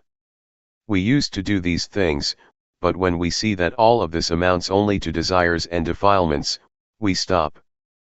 But our mind itself abides in normality. It desires nothing. It is clean, bright, and peaceful in itself. But when something arises, it happens in a flash. We get lost in it because we don't see it in time. This is precisely the point at which the Buddha said the mind gets overwhelmed by defilements, or, putting it into simple language, where the defilements slap our faces. When the defilements slap our face, we have to do as they say because we can't beat them, they are the boss. Therefore, we must become their master, having power over them through awareness and wisdom, through the development of insight, through clear seeing, for example. When we can see like this, defilements cannot come close, cannot arise, because we see the defilements now.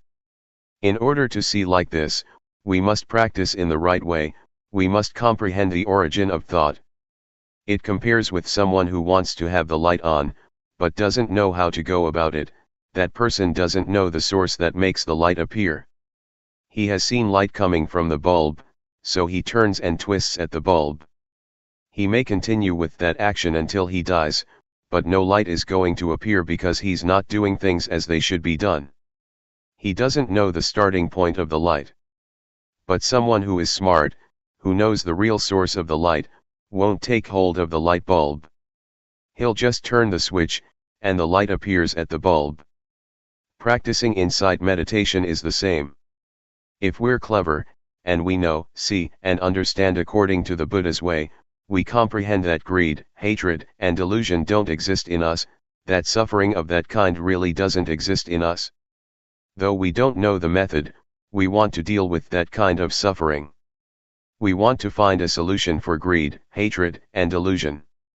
We want to chase it away. So we practice meditation to develop insight, sit or lie down with eyes closed to get some peace, and we get peace, but that kind of peace is not the same as seeing clearly. It is peace in the cave. When we're in a cave, we see inside the cave, but the cave itself we don't see. When we make a fire, it is true that the darkness disappears, but we're still surrounded by darkness, and as soon as the fire goes out, the darkness comes back, faster than the speed of sound. Now, we come out of the cave and there is no more need to light a fire.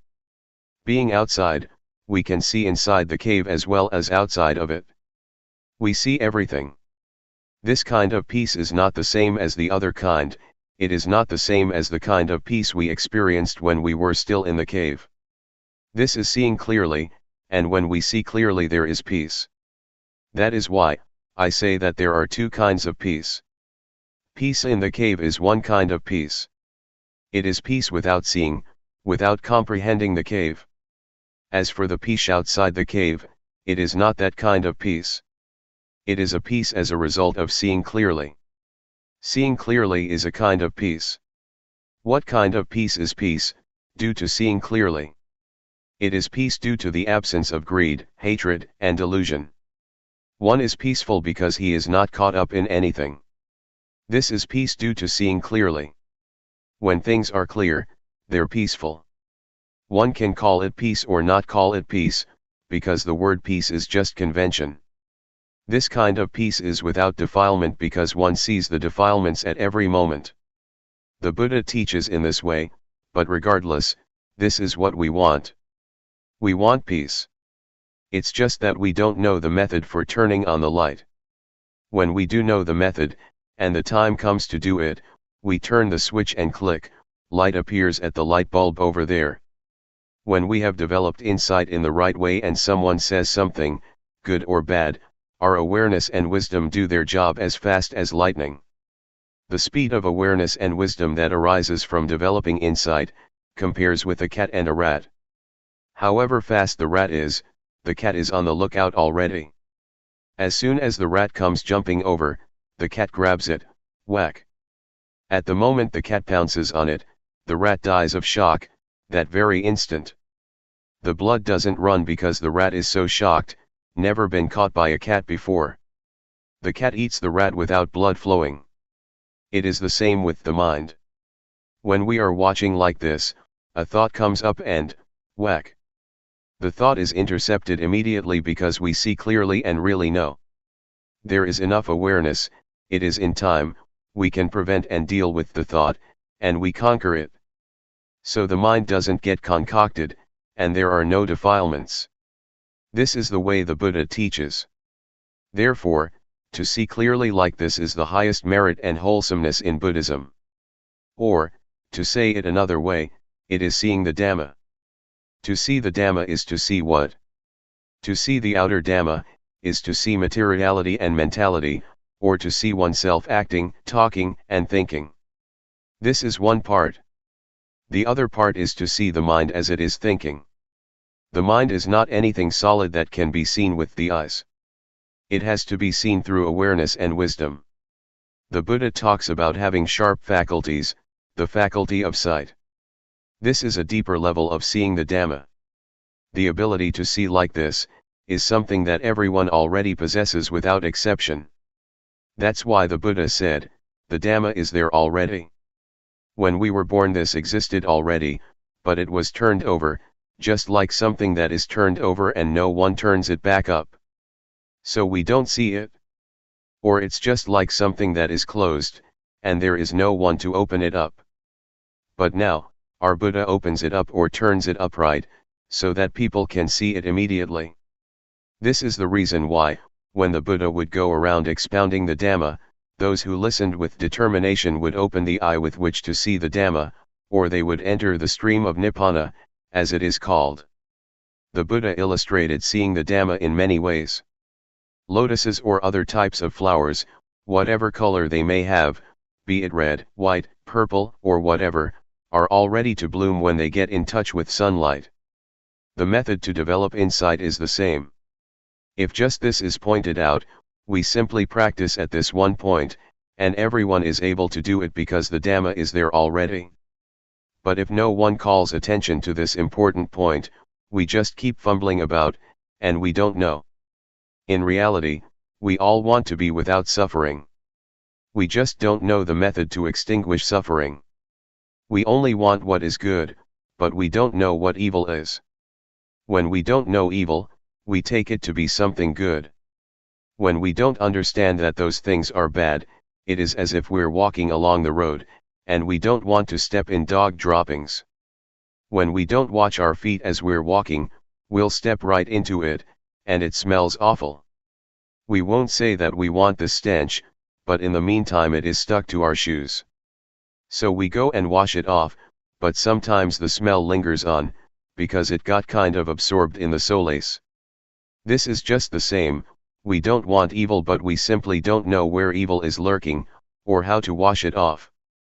Evil is to be deluded, to be caught up in ourselves, to not see our very mind and life, to not see our mind the moment that it thinks. To see the mind as it is thinking, is to see the Dhamma, the Buddha says. This is seeing the Dhamma on the more subtle level. The Buddha said at one point that virtue is the means to eliminate the crude defilements, concentration is the means to eliminate the medium defilements, and wisdom is the means to eliminate the refined defilements. My teachers used to say this, but I didn't understand it. Virtue, which is supposed to eliminate the coarse defilements, is not that kind of virtue. That is just virtue of society. Can we eliminate defilements by making merit, making offerings, and keeping precepts? It is meritorious, but it still can't deal with defilements. We have all made merit, made offerings, and kept precepts. That is just virtuous conduct, but that's not what I'm talking about. I'm referring to the practice of Dhamma. The practice of Dhamma and virtuous conduct are different. The latter is merit, and it is wholesome, but it can't deal with defilements. So it's just a matter to do with society. The way to make merit, make offerings, and keep precepts still differs from neighborhood to neighborhood, from village to village, from district to district, and from province to province. Because it is still an affair of society. It is a matter of views and opinions, that is not yet the Dhamma. One does whatever one wants to do. One does things according to one's opinions and desires, doing things out of greed, like being in a cave. We see it in the dark, depending on candles, lit temporarily only. As we're making merit, we feel slightly happy. Like a lump of ice, it only stays in a solid state for a short time. It's hard to mold water into a lump, or to catch the wind and make it into a lump. It's not easy to do. How does one grab it? One might be able to grab some water, but not for long, it won't remain. Therefore, the teachings of the Buddha are extremely deep and profound. Only people with little dust in their eyes, or people who are determined and interested to use his teachings in practice, as the way to do something about suffering, can understand it. But if we don't want those teachings and we're not interested in using them to do something about suffering, then the teachings of the Buddha are hard to understand, hard to figure out, because we don't look at ourselves. We don't see ourselves. Ordinary people can only understand things that are solid, objects that can be seen with the eyes and touched with the hands. But on a deeper level, that is to say on the level of the mind, on the level of our life, we've never looked and never seen. But when we see and understand, we see something supreme and marvelous. Marvelous means something that we've never had, seen, or known to be like this. When we see, know, and understand, we disseminate the teaching of the Buddha that we have practiced, so that people who don't yet know, may know, people who don't yet see, may see, and people who don't yet understand, may understand. As for the people who are not yet interested in such talk, the Buddha said to just leave them, let them go. You can't get everyone to accept it. The Buddha was the same. When he was still alive, he taught, according to his vision, knowledge, and understanding. As he saw and understood things, he would explain them. And we are the same, we must try to revive the teachings of the Buddha and spread them. These days, there are plenty of people who claim to spread the teachings of the Buddha, but they understand little, they don't understand much. Some people snatch teachings about ghosts and spread them, and then they claim that they are the teachings of the Buddha. Others seize the teaching of Brahmanism and spread them, saying that it is Buddhism. Others grab hold of the teachings of sects that revere angels, and they disseminate those teachings, claiming them to be the Buddha's words, and so forth. People who practice this way can't make head or tail of things, So the whole lot is, falsely, claimed to be Buddhism. This is an unfortunate state of affairs. These days, we can see this quite easily. Magical teachers bless medallions, and recite incantations over amulets and talismans. They hang them around your neck, or tie them around your waist, and tell you that you are invulnerable to getting stabbed by a knife, or getting shot by a gun. This is a misunderstanding of reality. Some people teach respect to and fear of ghosts, and offer things to them. It goes as far as that. Some people teach the awaiting of lucky signs and auspicious times before going ahead with matters. If the omens are not good, they don't do it. Some people perform ceremonies and sacrifices to make requests from the angels, for help in ridding themselves of bad things. These are not the teachings of the Buddha. The Buddha doesn't teach us to bow to ghosts. These practices existed already before the time of the Buddha. They have existed since time immemorial. These opinions are similar to being in a cave and lighting a fire. The darkness hides on the opposite side of us, it doesn't go far. As soon as the fire goes out, it's dark, and we can't get out of the cave. But when we stand outside the cave, we can look back into the cave and see the darkness, we can see the shape of the cave, we can look around us and see everything. Nothing is concealed from us. To see like this is not the same as before. I'm telling you this so that you understand. When you practice, understand things as the Buddha teaches, then you are a disciple of the Buddha. When we see according to the Buddha's way, we don't have to be afraid of ghosts or angels. In the chants praising the virtues of the Buddha, it says that he is the teacher of gods and men. No need to mention ghosts, the Buddha is the teacher of even the gods. But we never see these angels, we don't know where they live, so we have to use some intelligence here. We have eyes, ears, and so on. The eyes are for looking, the ears are for listening, the nose is for smelling, and so forth. That's how we get to know things. We must see both what is good and what is bad. Our ears get to listen to what is good, as well as to what is bad. Our nose smells both good and unpleasant odors. We know things this way. If we don't use awareness and wisdom, we'll follow our moods and go wrong in an instant. Once we have gone off, it's difficult to solve the problem, sometimes we can't solve it at all. If we know that we have gone wrong, we listen and solve the problem. This is called being a pundit. We never heard it and never thought about it, but when we listen, we adapt and solve the problem ourselves. This is called being wise. But some people hear the teachings of the Buddha, and it just goes over their heads. They are people with thick heads, they don't listen. When one doesn't listen, one doesn't solve one's problems. These people have dust in their eyes, they are like flowers that are unable to bloom, as the Buddha said. The Buddha gave this comparison. There exist 4 types of lotuses. The first kind has risen above the surface of the water, and is ready to bloom as soon as the sun comes out. The second kind blooms after receiving sunlight for several days. The third kind is still submerged, and the fourth kind is still stuck in the mud, food for the fish and the turtles. It's like this. When we listen, we must determine to listen, and, having listened, we must determine to put it into practice. We must practice within ourselves, not believe fancy teachings. Don't believe them. Like guns that won't shoot, and knives that won't cut. The Buddha teaches with awareness and wisdom. He doesn't teach in that style. Have you observed it, these days, that in Thailand we have more problems because of the incantations? When we have amulets and medallions, we go and steal, rob, kill, drink and gamble, thinking that we are invulnerable. The Buddha says that this is wrong. Fools come into being in this way. Don't go and mess with them, don't have anything to do with them. Instead of blessing medallions, better to bless yourself to be awake. Those incantations are just fantasy, they are for people without eyes, ears, and a nose.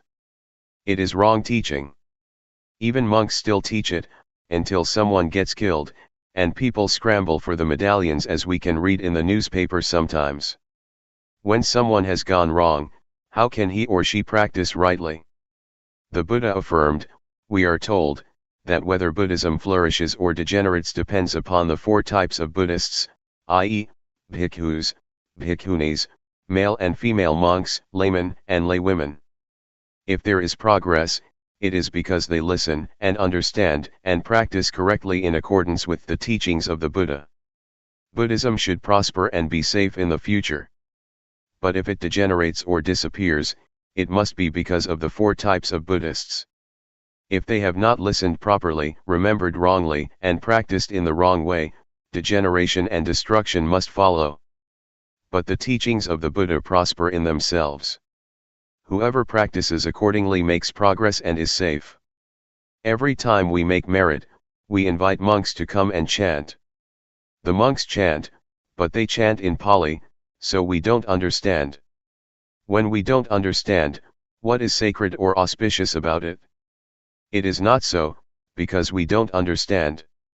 It's only auspicious when we understand that it is sacred and auspicious. The monks chant, Namo, Thassa, Bhagavato, Arahato, Samma Sambuddhassa, and then, Bhutang, Dhammang, Sanghang, etc. This is supposed to be wholesome, but it is chanted in Pali, and we don't understand it. It is actually wholesome, but it is in Pali, so we should translate it in order that we understand. Is it sacred to chant Namo Thassa? Can we bless anything that way? No. First, it has to be translated. Namo Thassa, Bhagavato means, homage to the Blessed One, Arahato means, one who is far from defilements, from enemies, far from danger, Samma Sambuddhassa, the Buddha sees like that, know like that. That's what we hear, so we should practice like that, according to the teachings of the Buddha, so we can be taken to be one who practices, following the Buddha. When people are shooting each other, stabbing each other, getting drunk or gambling, don't go close. This is being far from defilements. The defilements want to go, we must stay far away. Next, the monks chant, Bhutang, Saranang, Kachami, I take refuge in the Buddha, who can really eliminate danger. If we have confidence in the teachings of the Buddha, we can really eliminate suffering and danger. Dhammang, Saranang, Kachami, I take refuge in the Dhamma, which can really eliminate danger, it is true. If we have confidence in the teachings of the Buddha, we can really eliminate danger. Sanghang, Saranang, Kachami, I take refuge in the Sangha, which can really eliminate danger. But the trouble is that we don't have confidence. And so, we can't eliminate danger. To say that we don't have confidence is not quite correct. We don't understand. We don't comprehend. We don't know whether the monks who chant can eliminate danger or not. Maybe they don't understand either, because they don't talk about themselves. And so, we practice along, without comprehending. After that, the monks chant, Yojak Kuma, Mohamalah Bhagadto, which means, the Noble One has the sight of wisdom, and has removed the stain of delusion. Delusion is to be caught up in something. To remove delusion is to remove identification with things.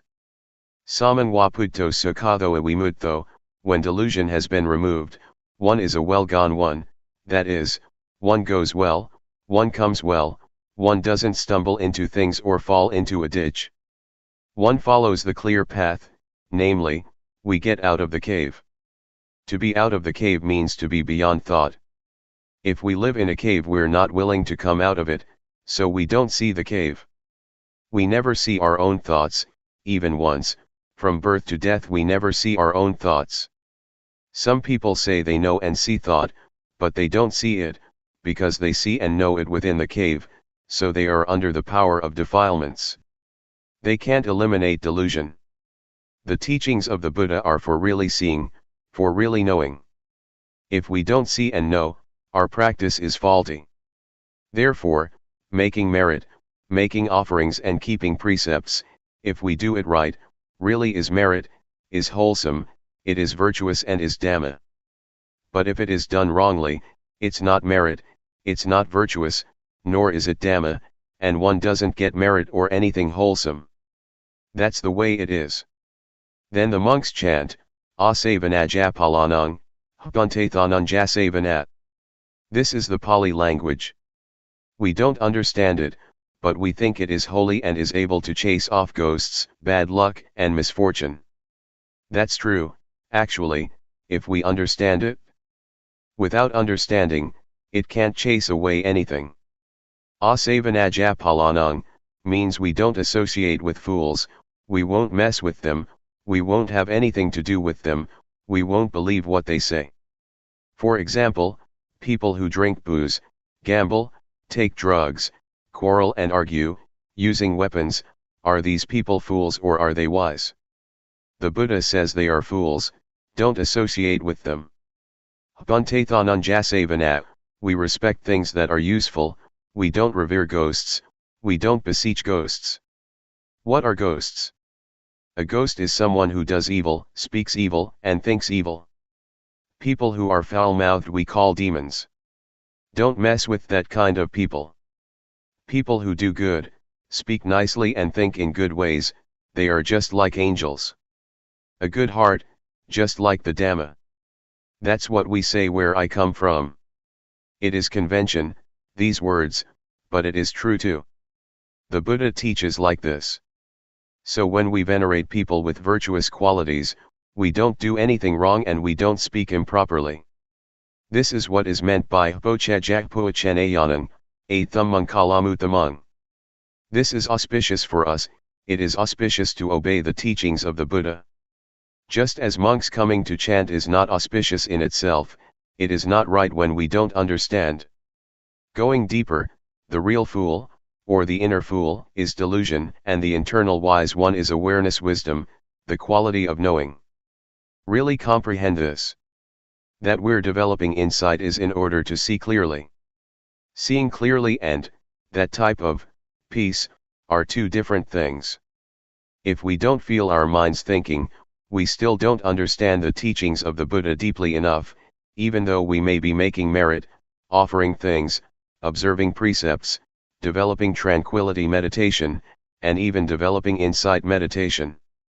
People may say that they are meditating, but it is still not considered to be profound knowledge.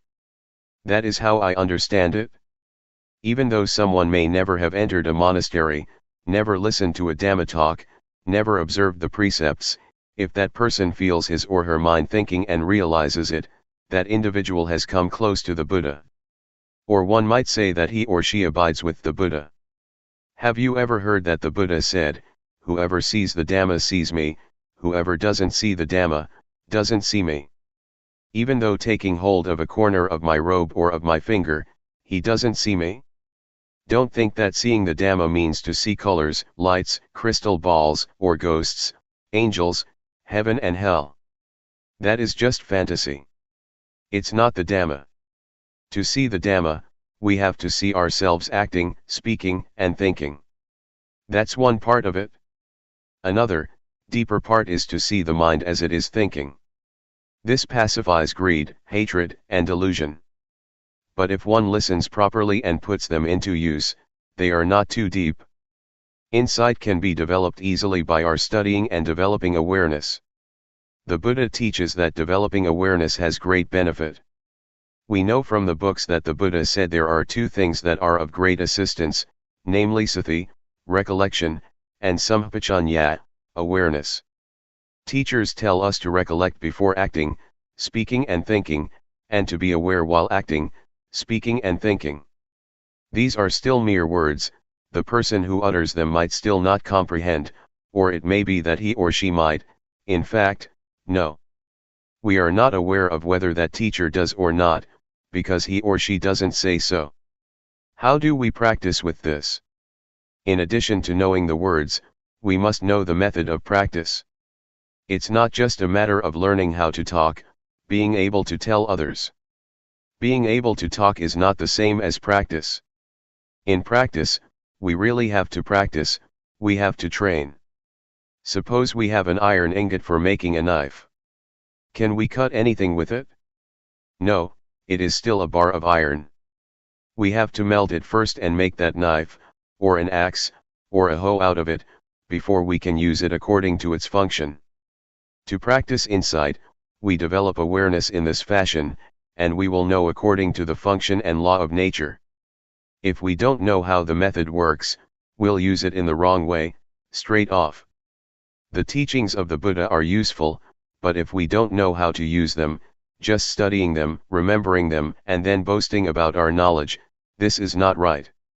It is boasting that we know more than others, using the Pali as a weapon. The 84,000 teachings of the Buddha are for studying in order to remember, and then to use as a solution to suffering. Having studied them, we use them in order to abandon defilements. The teachings are not to be used for studying and then seeking profit, status, and fame. The Buddha wants us to study, remember, and then to use the teachings as a tool, for dealing with and abandoning suffering. When we have solved and abandoned suffering, we can work, make a living, and buy and sell without suffering. That's what he teaches. It's not that after knowing the Dhamma, we don't work and make money. That's not correct. Don't understand it that way. The word defilement doesn't refer to money, cars, or houses. It refers to greed, hatred, and delusion, jealousy and oppression. Working to earn money, so one can buy a car, depends on our effort and on how much we save.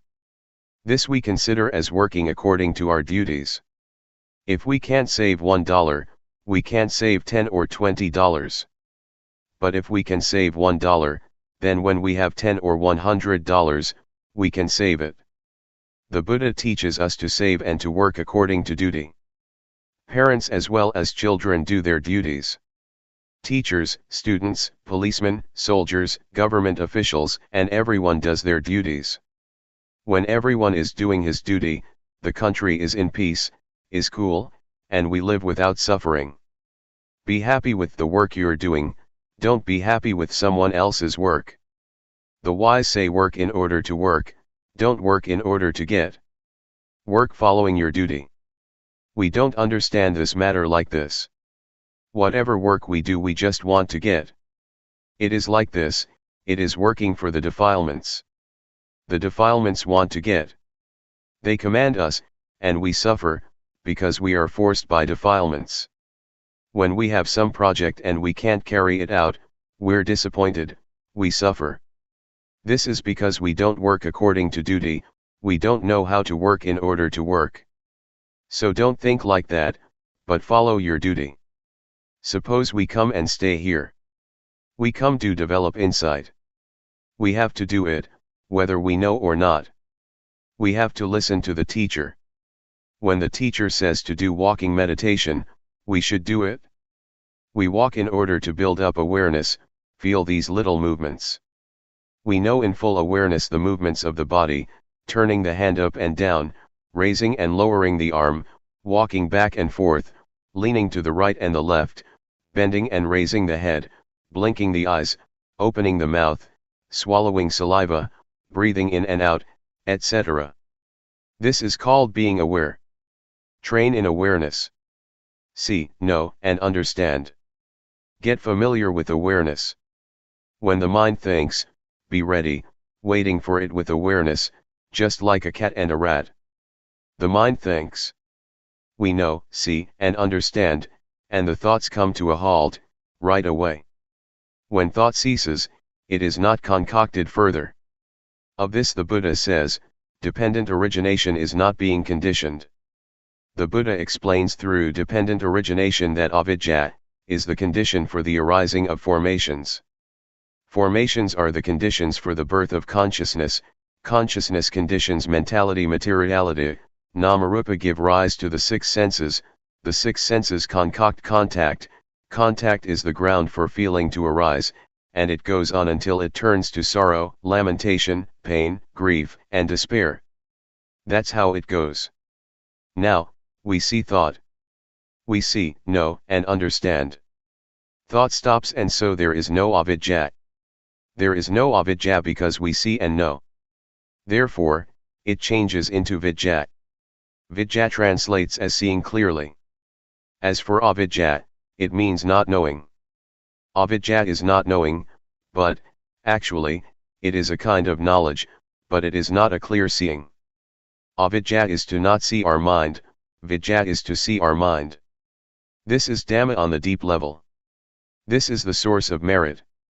It is the origin of wholesomeness, the source is right here. Problems and suffering are born right here. We have to study according to the Buddha's teaching. If we don't see this point, right here, it means that we don't see the origin of suffering, we don't see the origin of merit. They are opposites like this, there is bright and dark, there is white and black. When there is blackness, we don't see anything white, and if there is whiteness, we don't see blackness. When there is darkness, there is no brightness, when there is brightness, there is no darkness. If we catch this point, there is no delusion. There is no greed, hatred, and delusion. We don't have to chase it away. We think that they exist because we don't see them, we don't see the defilements over here. We say that we want to let go of defilements but we don't see them and so we can't let them go. There are no defilements. The method, to see your mind, right here. When we see our mind every moment, at all times, every second, this is called training ourselves. When it is like this, when we are working and someone blames us or praises us, the speed of awareness really catches up with the good or bad things in the mind. It flashes in, really fast, faster than sound, faster than light, even faster than electricity or whatever is fast. Awareness that has been trained, the mind that has been trained, is like this. I dare to insist and guarantee that the teachings of the Buddha are a pair with the world, they don't avoid the world. Whoever can practice like this is called someone beyond the world. Being beyond the world doesn't mean going up into the sky. Being beyond the world means to be above the objects of the mind, beyond suffering. When it is finished, there is nothing that can proliferate anymore. It is as we chant, we sung Karaka Thang Jit Thang, the mind has reached the state that cannot be concocted anymore. That's what it's like. Experiences in practice by monk disciples. Luangpor Teean Su 1 No. Wat Pa Sukatho, Gangkro District, Chayapam Province. Practicing Dhamma with Luangpor Teean. In 1965, a meditation center at the Budayan Forest, in Lae Province, was renowned. Everyone knew that Luangpor Teean had established it. It was said that people who studied and practiced there would realize and really see the truth. There would be no more doubt about death and rebirth, about heaven and hell, about path and fruit, attainments. Some people persuaded me to take a look at it, because at that time I was trying hard with the Buddha meditation method to get peaceful, which I was reasonably successful at, but I still had doubts about death and rebirth, heaven and hell, path, fruit and nibbana. This made me think of Luangpor Teean all the time. I kept looking for a chance to meet him. Before Luangpor Buntum, who is a relative of mine, ordained, we had talked together about meditation. When he ordained, he went to practice with Luangpor Teean, beginning on 1966. At that time, I hadn't ordained yet. I had the opportunity to practice the Dhamma with him at the Budayan Forest in Lae. He taught the rhythmic meditation and walking meditation. At that time, I didn't like the rhythmic meditation very much. I was used to practicing Buddha, to sit still, and I was able to make the mind peaceful quickly.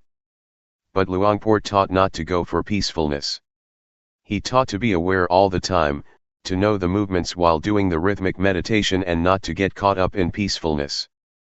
It was opposite to the method that I had been doing. Sometimes, I didn't feel like doing it. There was lots of resistance in the mind. Luangpor explained and showed me how to do it. The things he would talk about, his knowledge, I didn't have yet, I couldn't do it yet. Luangpor said to throw away my knowledge and my way of practicing, this produced misgivings. Sometimes he talked in a challenging way, saying, "How much money did you get a month, When you were working? I answered, at least 1000 baht. All right, said Luangpor Teean, you come here to practice Dhamma, to do the rhythmic meditation and to do walking meditation in order to be aware.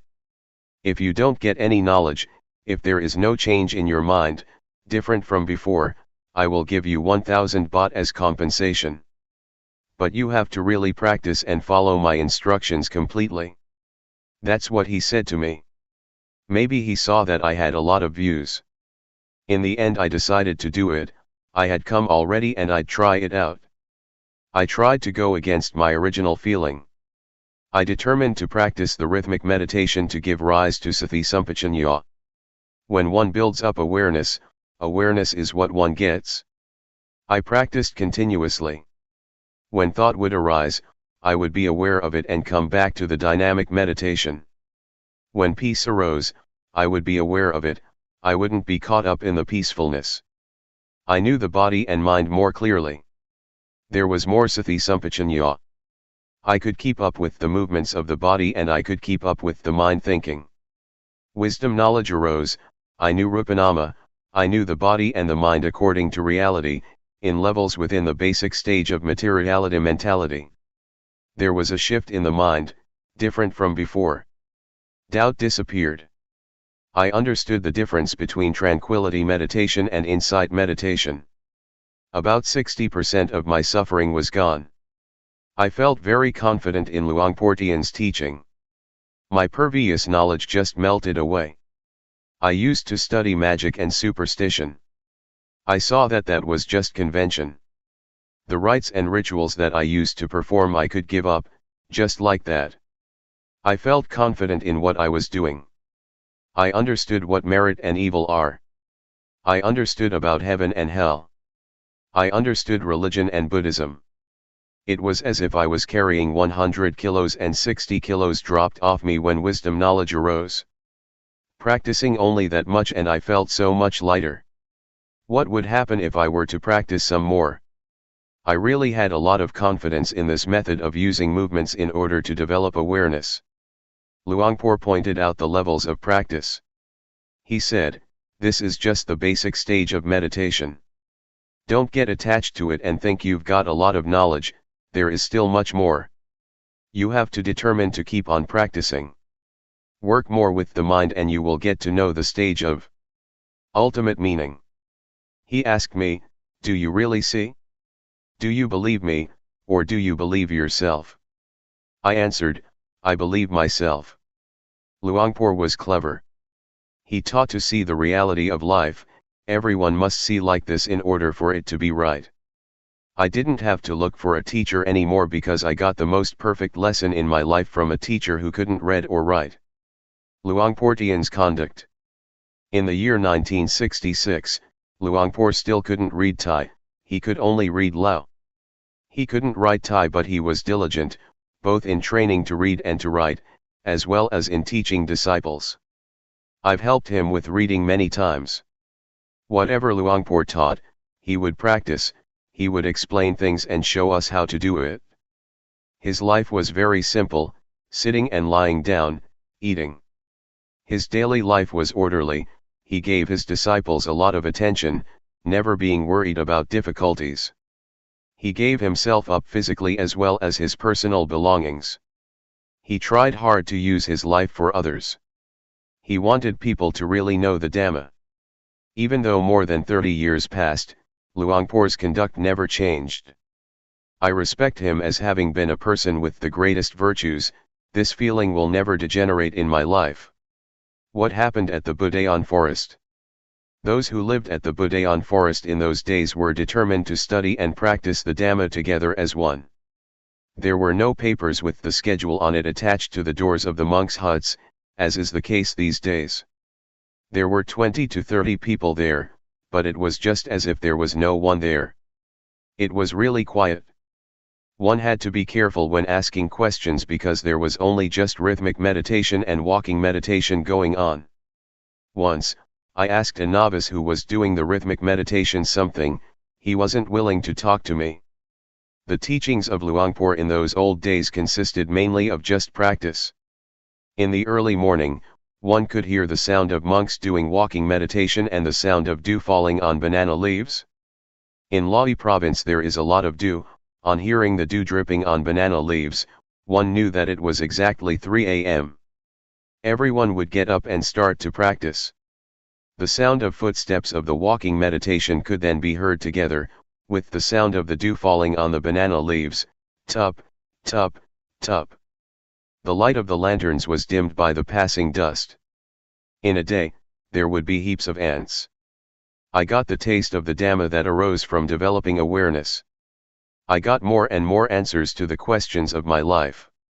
We stayed in little huts. When it rained we would get a little bit wet. We got in touch with life without excessive comforts.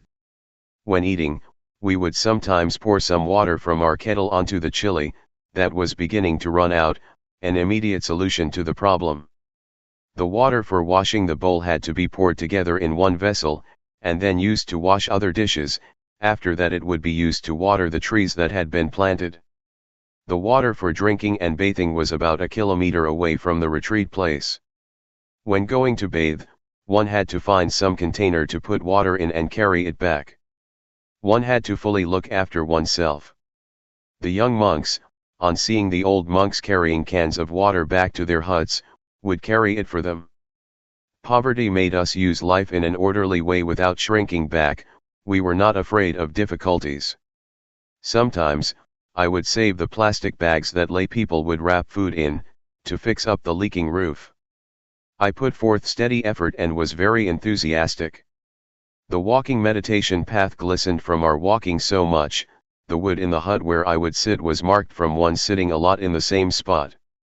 As I was doing the rhythmic meditation or the walking meditation, it felt as though there was only just this one person in the world, no division into this and that. It would run counter to one's feelings to get an invitation from lay people, to eat at their house and perform certain ceremonies. One would think about his walking path and miss the seat in one's hut. Those places provided a meditator with peace and coolness, and gave him a sense of dignity. One would feel proud of doing walking meditation and of the times that one would develop awareness, by practicing the rhythmic meditation. This kind of work is something that gives one honor in life. One doesn't become fed up with it. Some days, while doing the rhythmic meditation in the hut, Luangpor would come by. I could remember the sound of his footsteps. "Are you here?" "I'm here, Luangpor." "What are you doing?" "I'm doing the rhythmic meditation." "Do you see outside as well as inside?" "I don't see outside, I only see what is inside." "What do you do to see outside?" "I open the door." "All right, then open the door." When I opened the door, Luangpor told me, "Make sure you see outside as well as inside, don't only just see outside or only just inside. Keep the mind in the middle." Having said that, he continued to walk to the next hut. I understood that Luangpor talked the language of the mind, that looking at the body and looking at the mind, working with the mind, must be like this.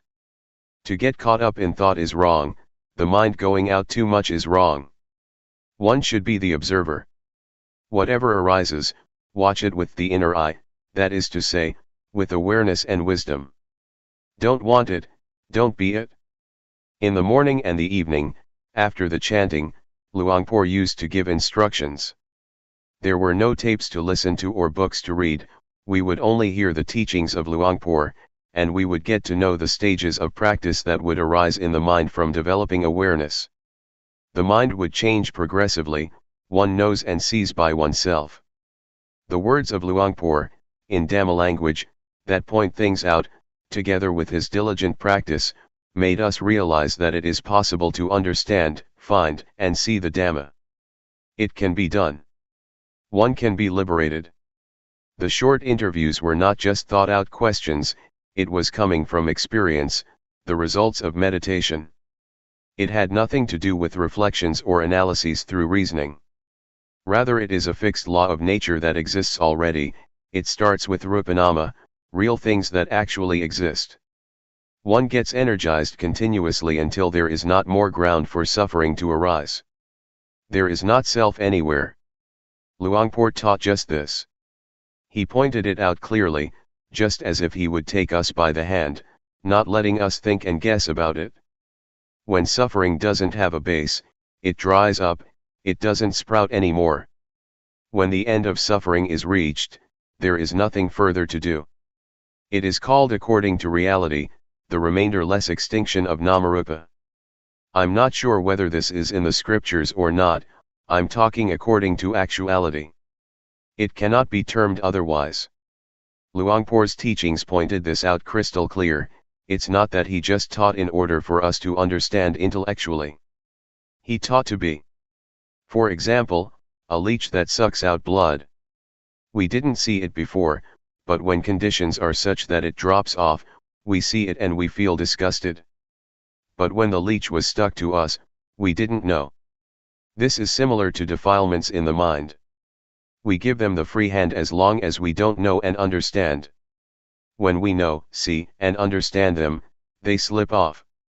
We feel in the same way as with the leech. When we are disgusted, we know, and then there is no need to ask anyone. Our lives come to an end at this point. We begin to study and practice the Dhamma with the form of rhythmic movements and walking meditation, developing awareness. I don't know whether other forms or methods are like this, also. I hold to this principle of developing awareness, using movements. Luangpor is my teacher. Whether this method can be found in the scriptures or not, may those who are intelligent reflect on it by themselves. What I've been writing so far is only just a small part, there is still much more, but it is not appropriate to say too much at this time. I guarantee that one day, if you have time to do the rhythmic meditation and develop awareness through walking meditation, looking at the bodily movements and the thoughts in the mind, knowing them in time, able to chase and catch them, your existing problems and condition will confess and surrender because there is evidence. Those things will no longer harm you. You will become free. Life will be deathless, beyond birth, old age, sickness and death. The teachings of Luangpor spread gradually and continuously, until they reached the capital and went abroad. As long as there are human beings on this planet, of whatever nationality, if one studies one will find it just the same. I invite you to go ahead and study, whether you can read and write or not is not important. When Luangpor was very sick, he still kept teaching.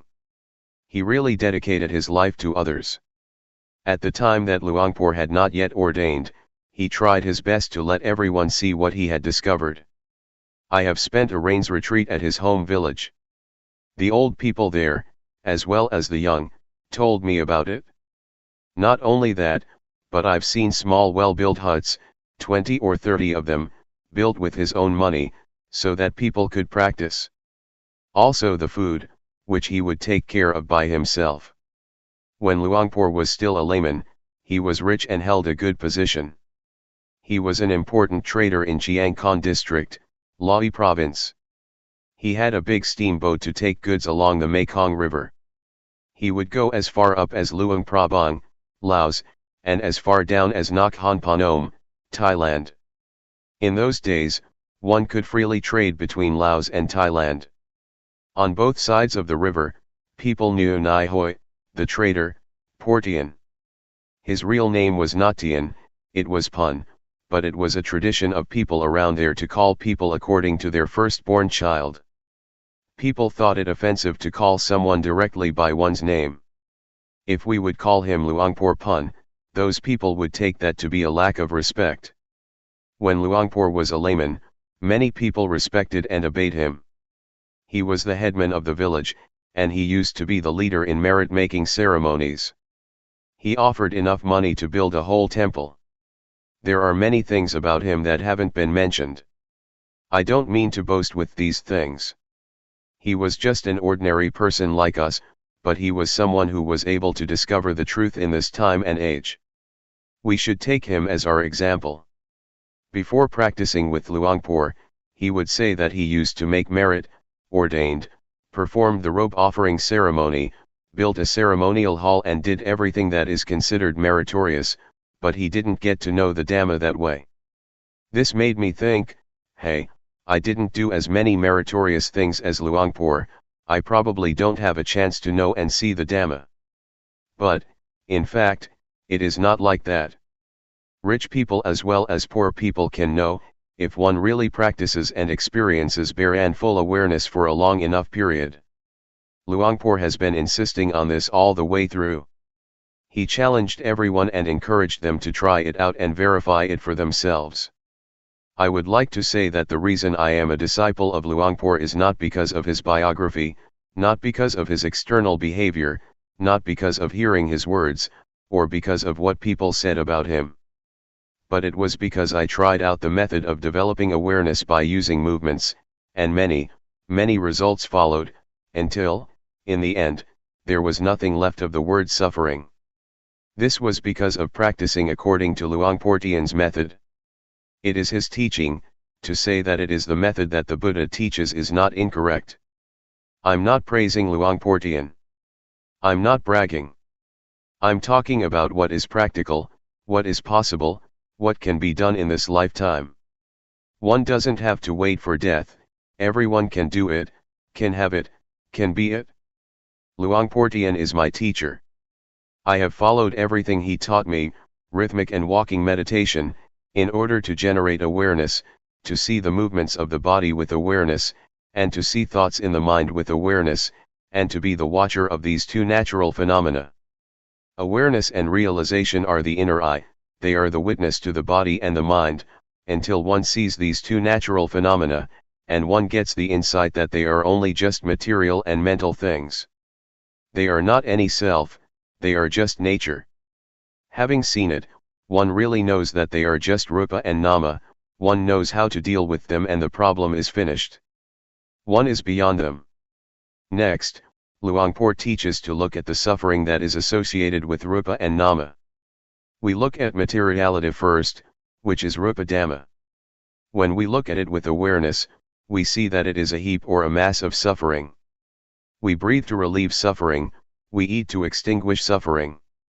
When standing, sitting, walking and lying down we change position in order not to have suffering. Then, we see rupa disease.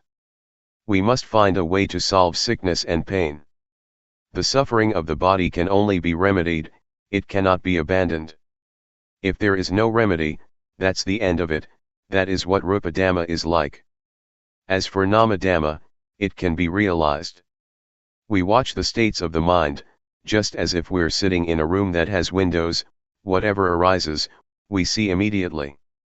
Originally the mind is in a state of normality, but objects come floating in, they are like guests.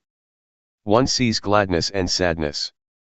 One sees the mind that loves, gets angry, has greed and is deluded. One sees all of it because one is the watcher.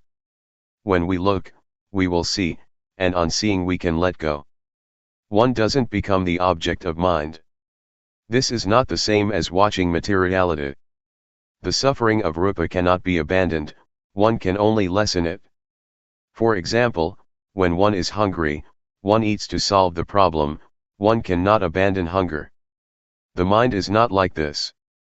The things in the mind can be completely abandoned, one can let go once and be rid of things for the rest of one's life, until there is no more birth, old age, sickness, and death. If we put our attention on the right spot, it is not difficult. It is just like a key that fits its lock. One can unlock it right away without wasting time. The principles of the four foundations of awareness can be compared to a key or to a perfect vehicle that one uses for traveling. One passes through continuously. The body, feelings, mind states, and objects of mind are stations that detain us human beings. It is hard to be free from them. But if we develop the foundations of awareness a lot, and put our body, feelings, mind, and mind objects in the boxing ring, awareness will be the champion. It will conquer constantly because the body, feelings, mind, and mind objects are not any self, they will have to confess and surrender to awareness. The truth cannot escape the truth, what is not true cannot withstand verification. The principles of the four foundations of awareness compare with a just judge who upholds uprightness. They charge suffering, the ego, the self, like, dislike, gladness, sadness, defilements, craving, being caught up in things, the sense of me. These things cannot arise. One could say that the foundations of awareness are the contraceptive medicine to control the birth of suffering. Suffering cannot establish itself, because one sees from the beginning that there is only rupa and nama. When one sees from the start that there are only just rupa dhamma and nama dhamma, this immediately affects suffering. It is shaken. This matter is about ending suffering, it is about peace, it is about the remainder-less extinction of all suffering. Luangpor Teean Apagaro. Watsanam Nai, Bongrua District, Nuntapuri Province. The experience of meeting Luangpor Teean. I am a monk from out in the country. My parents were farmers. Before I ordained, I made merit and made offerings. I would go to the monastery as the tradition prescribed, and as my parents used to do. At that time, I didn't practice yet. I ordained when I was nearly 23 years old, in 1961. Having ordained, I studied in an ordinary monastery in Houdan province. I practiced some meditation, but I didn't understand it very well. In 1968, I spent the Rains retreat in Chayapam province, and after that I learned to give Dhamma talks. In those days, in order to give talks, one had to study with a teacher. It so happened that a layman from Lahi province came to visit his relatives here, and he had heard Luangpor Teean speak Dhamma with Ajahn Mahaboa Tong, the latter being one of his first disciples. He practiced with Luangpor Teean, and he was invited to give a talk to the lay people at my wat. This man kept talking to me, telling me all about it, and it struck my mind how he could talk about the Dhamma. I had been a monk for 7 years but still didn't know or understand Dhamma. This made me doubt, and I felt ashamed of myself. I had studied some scriptures, but where was the Dhamma? Ajahn Mahaboa Tong had studied until he had a degree and still practiced too. Where is the Dhamma to be found? If I stayed to be a monk for many years, when I gave a talk there might be meditation monks present, and then I would be embarrassed. So I thought to myself, this year I have to go and practice the Dhamma, I have to go and study the Dhamma with Luangpor Teean to know and understand. As for learning how to give talks, it could wait. At that time, I was imagining that one would probably get psychic powers from practicing meditation, and that one would be able to dive into the earth, become invisible, disappear and those kinds of things, because that is what I had read in books. It is said that one could get the divine eye and ear, and I thought that it really was like that. That would be great. So I decided to find a teacher. I had very high expectations, they pushed me onward. I went to see Luangpor Teean at the Budayan forest in Lahi province.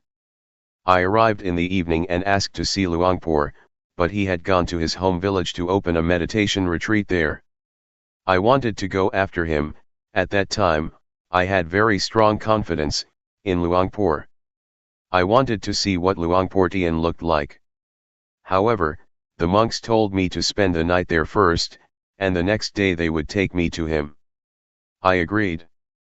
I had a talk with Ajahn Mahaboa Tong, but I was still thinking that I wanted to see Luangpor Teean. The next morning we set out to find Luangpor Teean at Bohom village. We arrived around 10 o'clock in the morning. I paid my respects to him, and he asked me, "Where do you come from?" I told him that I ordained at my home village in Houdan Tani province and that I had been studying for 7 years. I told him about my doubts and that I wanted to practice the Dhamma with him. He didn't say much. He asked, "Are you really interested?" I said yes. He asked, "Are you going to practice sincerely?" I said yes. He said, "Practicing Dhamma is easy. There is no need for ceremonies and rituals." I liked that. I had already decided that if he told me to recite rising falling, I wouldn't do it, because I found it was embarrassing. But he was talking about practicing in a simple way, being at ease, using movements. No need to close the eyes while sitting, raising the hand, lowering the hand, making movements. Hey, that sounds simple. He showed me how to do it, and I followed him. When I was able to do it, he let me do it by myself. I felt a bit embarrassed at first. I am someone who easily feels ashamed. He told me to stay alone in a hut. I practiced alone at Bohome village for as long as 15 days, but I still didn't understand. After that, I practiced at the Budayan forest for about a month. Luangpor came to see me every day, 2 or 3 times. He would ask me with a few words about whether I understood or not. I didn't. Later on, one day, after the chanting, I sat chatting with Luangpor and Ajahn Mahaboatong. I told him that I would probably not understand if I practice like this. I had been ordained for 7 years and still didn't know, still didn't understand. Luangpor asked me if I understood Rupanama yet. No. I asked Luangpor if I could practice intensively for a while, which means not to go for the chanting, not to go on alms round and just practice by myself in my hut. Would Luangpor allow me to do that? Luangpor said, nobody has ever done that before. He thought and talked for a while and then agreed. It was decided. As for the food, it was up to Luangpor to tell a layman to bring it over to the hut. I practiced intensively for about a week and I understood, it was just basic understanding. At first I didn't see Rupanama, but later I did, I understood. Altogether, it took me about a month. Now I understood the meaning of ordination, even though I had been a monk for 7 years. I didn't know before, I just studied from books. Before, I just shaved my head and wore the brown robe without understanding anything about the way of life of a monk. Understanding arose as I was doing the rhythmic meditation, raising the hand, I was aware and knowledge arose. I knew without anyone telling me. What I knew, I had never heard and had never read in any book. Knowledge and understanding arose by itself. I saw Rupa and Nama. I saw Rupa Dhamma and Nama Dhamma, I saw Rupa disease and Nama disease, I saw convention. I saw impermanence, instability and non-selfhood. I saw evil and merit. I saw religion and Buddhism. I saw until the end. I knew all this in an instant. This is the basic stage. I knew this after having practiced intensively for 7 days, but altogether I had been practicing exactly 1 month. I knew Rupanama. I knew many things, it was the knowledge that comes from the defilements due to insight, it is the knowledge of analytical knowledge. Luangpor had a way of teaching, but I didn't know it. Even while doing walking meditation, there were things in my mind. I was thinking about my father. I have been an orphan since I was 5 or 6 years old. My mother looked after me. I thought about my father. He was someone who didn't know anything. He didn't know why he was born, he didn't know and see himself. But I couldn't help him. I could only do something about myself.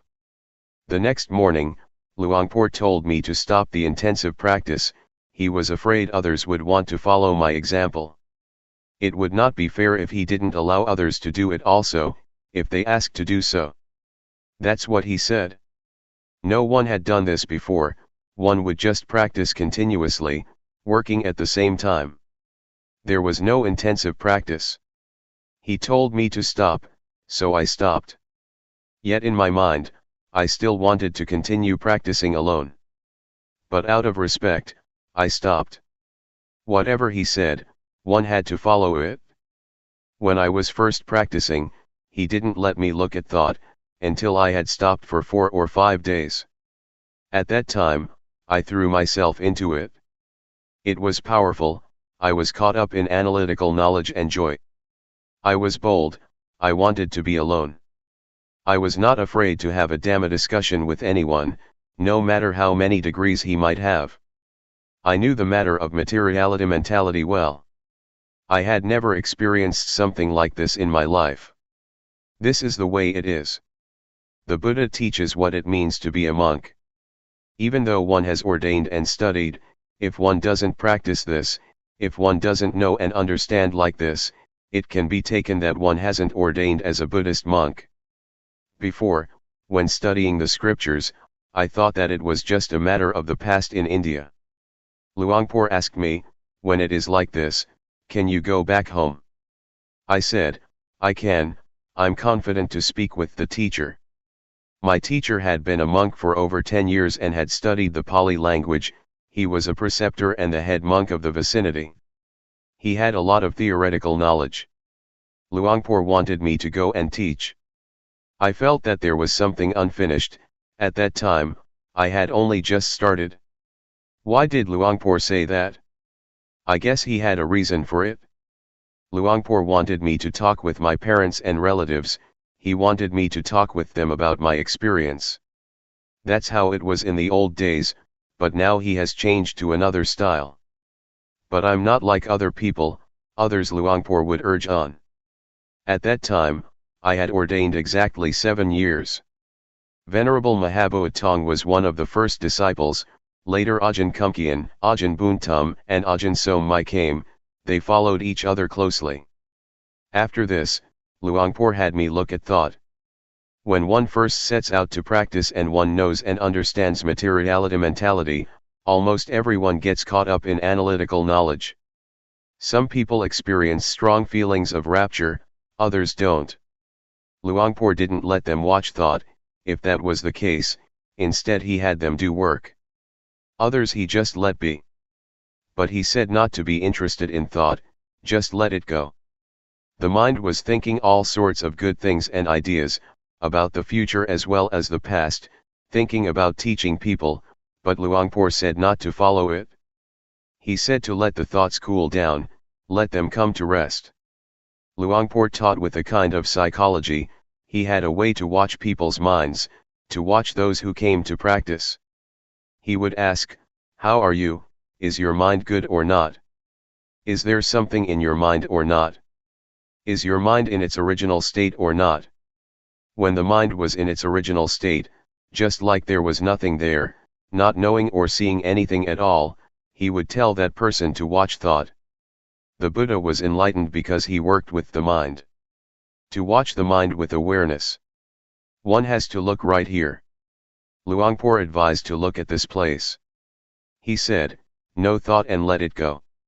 He had us do the rhythmic meditation, to be aware of movements and to watch and see thought. That's about all he said, and then he would vanish.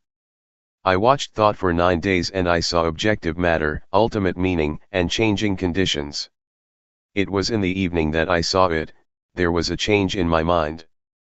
When I saw Rupanama there was another kind of change, but on seeing ultimate meaning, there was another change. I felt very confident at this point. I realized that I was a noble one. Being a noble one is to be found right here, it is not to do with shaving the head or wearing brown robes. I saw that it was right here. Luangpor taught whoever came to practice to look at the mind, to watch the various thoughts.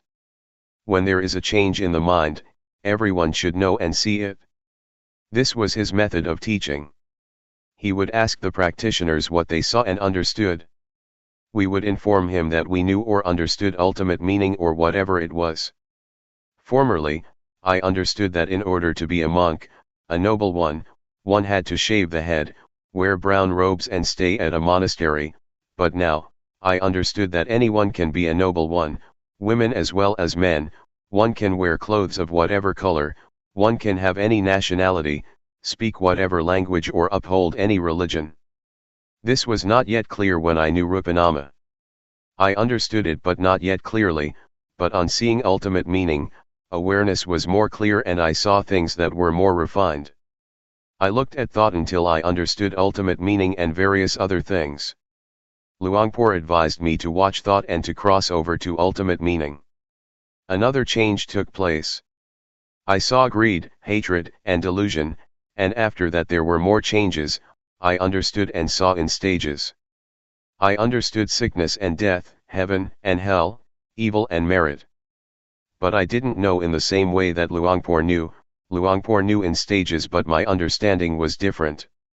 It wasn't long before the mind changed a third time, and it changed completely. I saw greed, hatred, and delusion at the same time as objective matter, ultimate meaning and changing conditions. After that there were insights continuously. I saw virtue, I saw sensuality, etc., until I knew everything. I understood what the Buddha taught. I practiced alone and didn't talk with anyone. One day, Luangpor gave a talk. He spoke all the way from the beginning of practice. I listened to what he said. I thought, hey, that's exactly what I've experienced and seen. When the talk was over, I went over to talk with him. We just talked very briefly. Since that day, for me, whatever someone may say or teach, I am completely confident that the method that I practiced with Luangpor, the method that Luangpor teaches, is a shortcut, is a straight way of practice, is a method that has nothing to do with ceremonies and rituals. The paths, fruits and nibbana, that we are doubting about, that we're searching for, that we're trying to attain, have nothing to do with studying. One can study or not study. It is another thing altogether. I really am confident about it. Counting from the day that I started to practice by myself, about 1 month and 20 days had passed, from the outer bark to the heartwood. On the last day, I sat doing the rhythmic meditation. I mostly sat, I walked less. It was as if I came to an end, as if I was finished. But awareness was still good, I still felt everything clearly. I was thinking by myself, am I crazy or not? No, I'm not. The eyes still see, the ears still hear, and I still know coming and going. I'm not crazy. Why is it like this? At that time, I didn't know yet. But when I knew, I realized, this is not wrong, this is really what the Buddha teaches. I went to talk with Luangpor and informed him that it was like this. He said, birth has ended, being has ended, the practice has finished. Luangpor used to say that, the Buddha cut his hair only once and that the Buddha kills people, but most of us don't understand these comparisons, we don't know what has been cut. But when I experienced it, I knew that things are like this. When I talked with Luangpor, we didn't talk very long. When I knew, he just let me go. During the last stage that I was watching thought, I looked at my mind changing continuously, in periods, in stages. But there must be an object to know. If one knows without an object to know, if one knows absent-mindedly, it shows that it is not right, it is still wrong. There must be an object constantly, one has to see constantly. I completely understood about the training in virtue, the higher training in virtue, the higher training of the mind and the higher training in wisdom. I knew all of it. But I cannot speak in the same way that Luangpor did. The way he used to talk was that things have to be like this and like that, but what I saw was more like an immediate liberation. Luangpor has another style. It goes in stages. My way is different. Altogether there were 5 shifts in the mind, it happened very quickly. With the last one, I knew the state of arising passing that Luangpor used to talk about.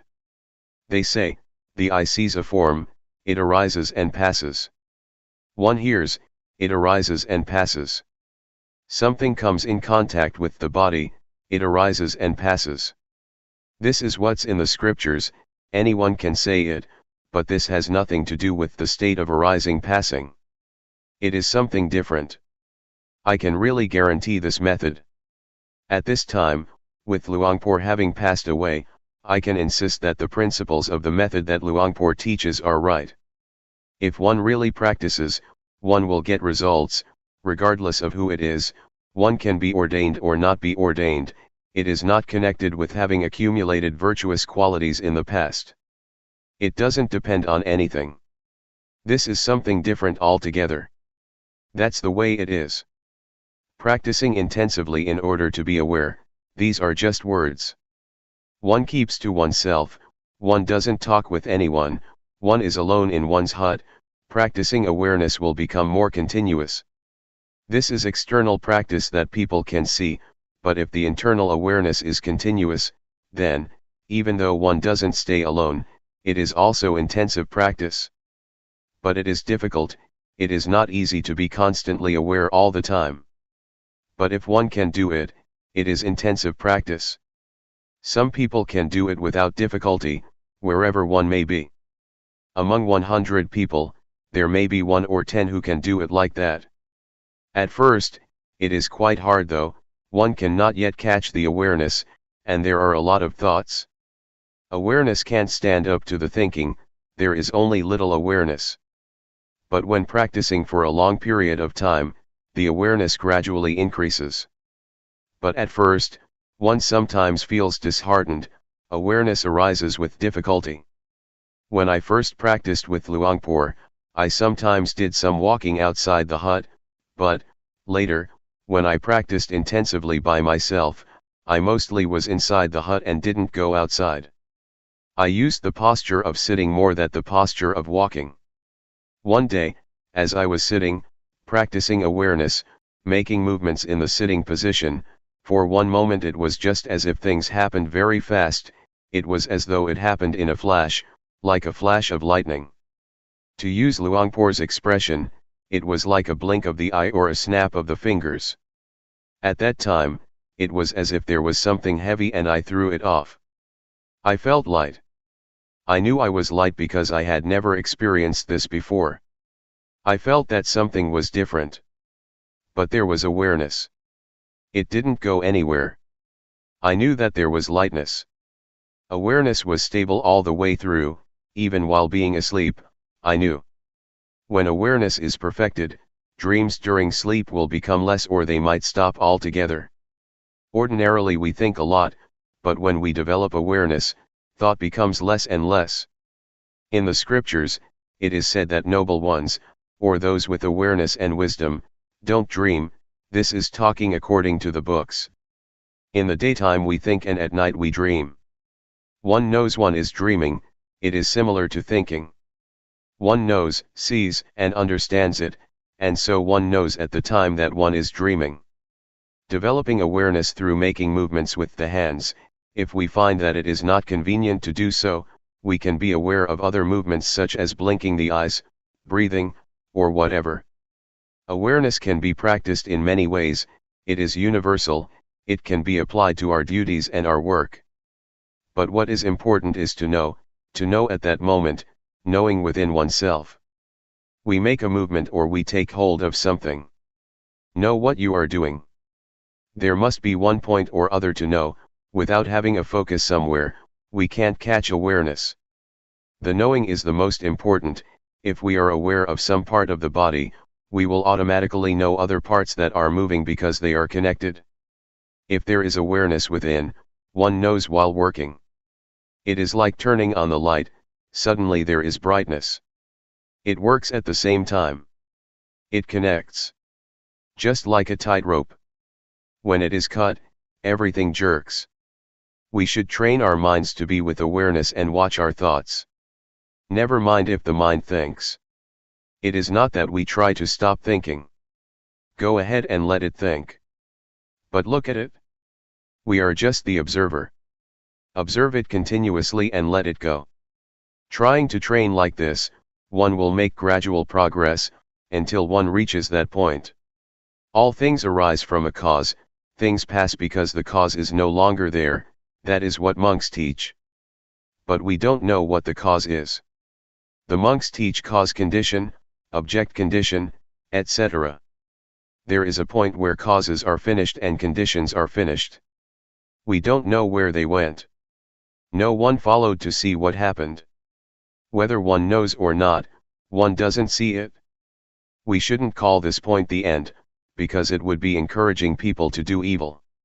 It would be misunderstood by people who still don't have enough understanding. Therefore, the way of teaching must be a skillful one. Luangpor said, "There is no coming and no going." One can say as much as that. If we were to say that there is no life after death, it would just be the end of the matter, and people wouldn't do anything. They would call it wrong view that one who does good doesn't get rewarded, or doesn't get merit from meritorious actions. There is no heaven and no hell. This is a wrong teaching. There is no coming and no going, reflect on it yourself. It's up to you to figure it out or not. Study it for yourself, know, and see, and be it for yourself. That is better than what someone else might say. When you are and have this knowledge, you will be at ease. Others may want to be reborn. That's their business, but we don't come from or go anywhere. We stay here. In reality, if we understood what the end of life really is, we would be at ease. Everything would be done easily and in comfort. But as it is, we don't understand, so we act out of not understanding, we act in an ignorant way. To act with knowledge is different. There are people who know, but people who don't know still don't know, even when they practice. They are not sure and not confident. But for someone who knows, whatever happens, he or she is sure, whether one practices or not, one is confident. Because one knows. One can practice or not, it really is very simple. The Buddha teaches to practice simply. When we get to that point, we see that the Buddha's teaching is very simple. It is so simple that nothing remains to be said, or there is nothing left to teach. What is there to get? There is nothing to get. Putting it simply, the Buddha teaches to stop, doesn't he? He teaches people to stop. But we don't stop. We're not willing to stop.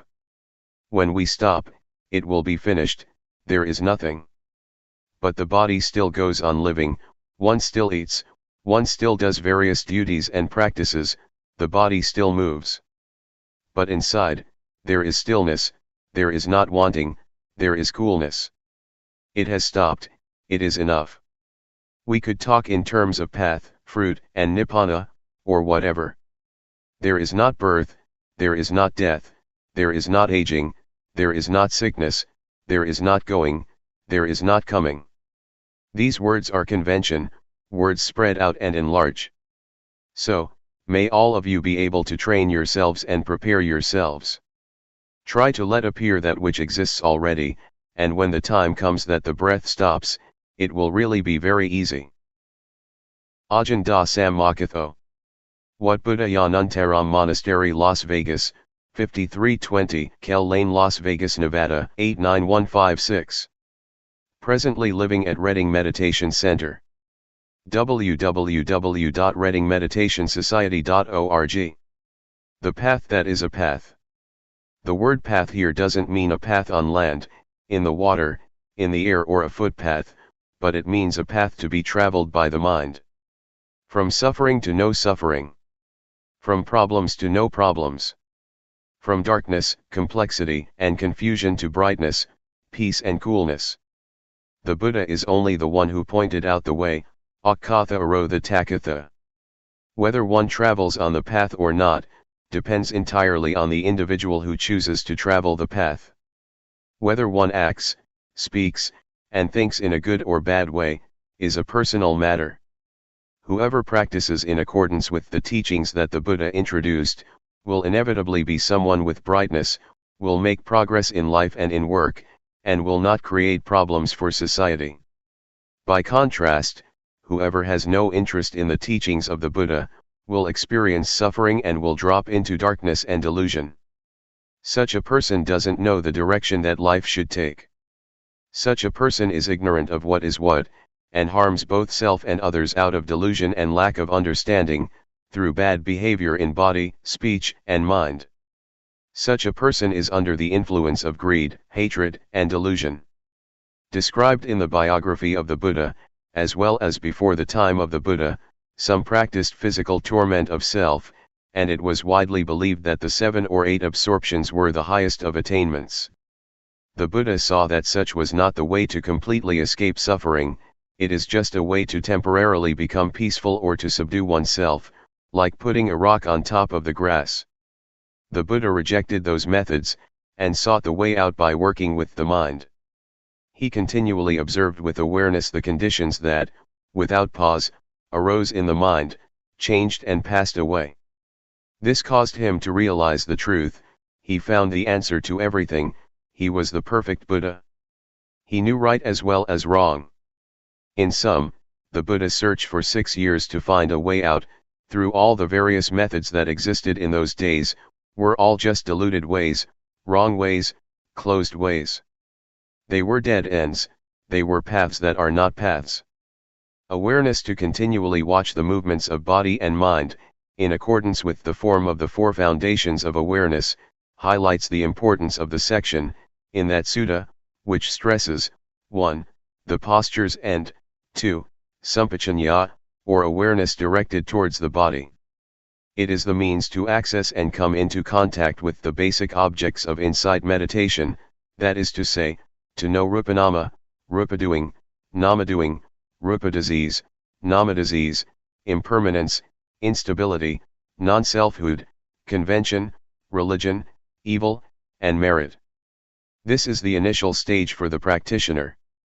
To know and experience these phenomena is to enter the highway of the Dhamma, and at the same time it is an arrow that points to the final destination, the end of the end, or the end of suffering, which is the highest goal of life. When we have reached it, we will have answers to everything. When knowing and seeing the truth, according to the way things are in reality, the mind begins to change from one thing to another, through the power of ultimate truth. Previous behavior and tendencies get reformed, and, at the same time, that which is really true in life becomes manifest. One loses one's naive beliefs about, for example, ghosts and angels, lucky omens, heaven and hell. One starts a new life, right there, at that point. Just that little bit of awareness is the vehicle that leads life to the end of all suffering. When life reaches the end of the end, it is as if one lives in a new world. It is a world of spiritual freedom, safe from spiritual suffering. It is a safe and peaceful realm. Life has come in touch with the highest truth in Buddhism, will be established in the now, and it will be very simple. It will be light, comfortable, and without worry or doubt. There will be no danger. I can guarantee that one who has come to the stage of ultimate meaning will definitely not lose his or her way. He or she will have nothing to do with ghosts, angels, auspicious timing, sacred things, hell, heaven, death, rebirth, and so forth. This is because one who practices the Dhamma by developing awareness in this fashion, must know and contact objects all the time. That person must review the stages of practice, and investigate what one knows, what one is watching, where and how. All of this one knows instantly. It is said that the truth will not leave someone who is real, and, in the same way, someone who is real will not discard the truth. The secret of changing the states of mind. Take this little feeling, this awareness, as the starting point. Know when a thought pops up in the mind. Just know indifferently, know it, and let it pass. There is not need to pull the mind back, and do not let the thought pull you away. Awareness does its duty of watching by itself. When awareness keeps a close and careful watch, the observer and the observed are separated things, and one doesn't get entangled in thought. There will only be pure awareness in the present. At the moment that there is not greed, hatred, or delusion mixed up with the feeling, one will automatically know from deep within the mind that, a change in the mind has clearly taken place. And in the end of the end, that small awareness will have become, a hidden power, in each and every posture. We know Luangpor Teean from meeting and talking with him, from reading his books, from what others have said about him and from practicing. But I know him as the one who gave me a new life. The principles for conducting one's life in a simple, light, and comfortable way, without worry, were passed on to me from experience gained, when I was close to Luangpor, continuously and for a long period of time. I have spent 6 rains retreats with him. I used to think, in those days, that I would stick with him forever. To get a new life is like reliving life anew, or one could say that it is dying and being born again. Dying before death, being born again, my being born in the Dhamma, approaches now its 15th year. At present, life is in its teenage stage in the Dhamma. I'm not much attached to places or people. I feel that my experiences of life are very little. It's not yet enough, but as far as practice goes, it is sufficient. I know what to do, and I don't suffer. Let me go back a bit. Formerly, when I went to see Luangpor Teean, I thought I would dedicate myself to him, whatever he would advise I would determine to do, as a lesson or an experiment. I determined this because, I had strong determination and an aspiration to prove myself according to his principles, and I was confident that this way that I had chosen was the last way out. With such determination, opposing views, opinions, and thoughts were erased altogether. I had no doubts, I had no problem at all. When I started to practice with determination, fully and continuously, by being aware of standing, sitting, walking, lying down, bending, stretching, moving, blinking, breathing, swallowing saliva, leaning to the right and the left, raising and lowering the head, eating, drinking, going to the toilet, dressing, and so forth for 3 days, I was aware and completely awake. Awareness was purely in the present, there was no past or future. Materiality and mentality appeared clearly and cut off doubt. I saw Rupa as Rupa, and Nama as Nama. On seeing it, doubts disappeared. I won't talk about my personal knowledge, but I'll say something directly about the principles, that are the technique of practice.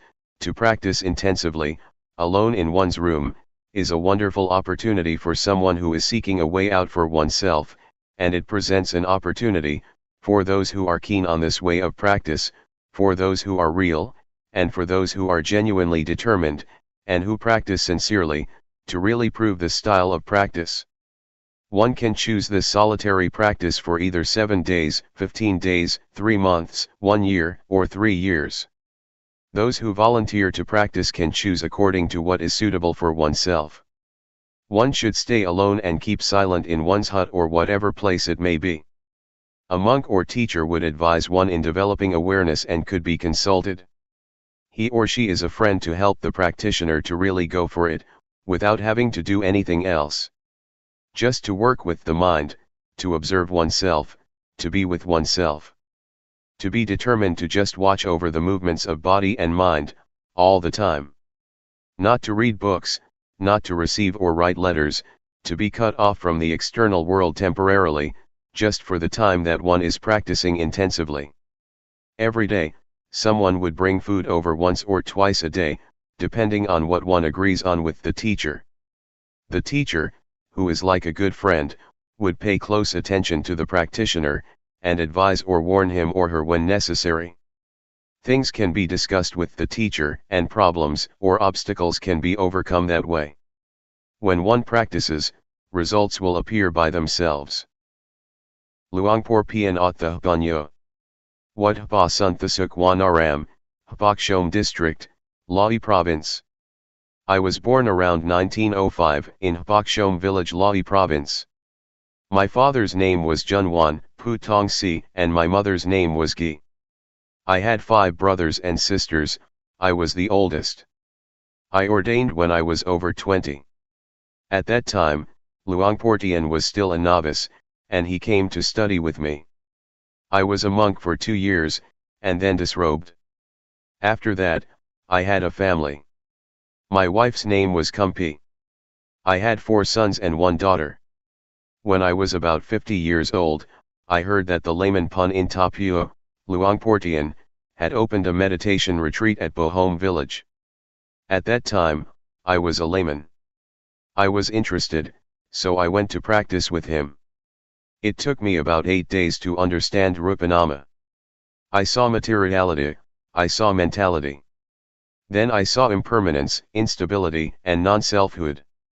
I saw things arising and passing away. Then I saw thought. I saw the origin of suffering. After that, in 1961, I ordained, again, and continued to practice. Luangpor showed me the way, and I saw ultimate meaning.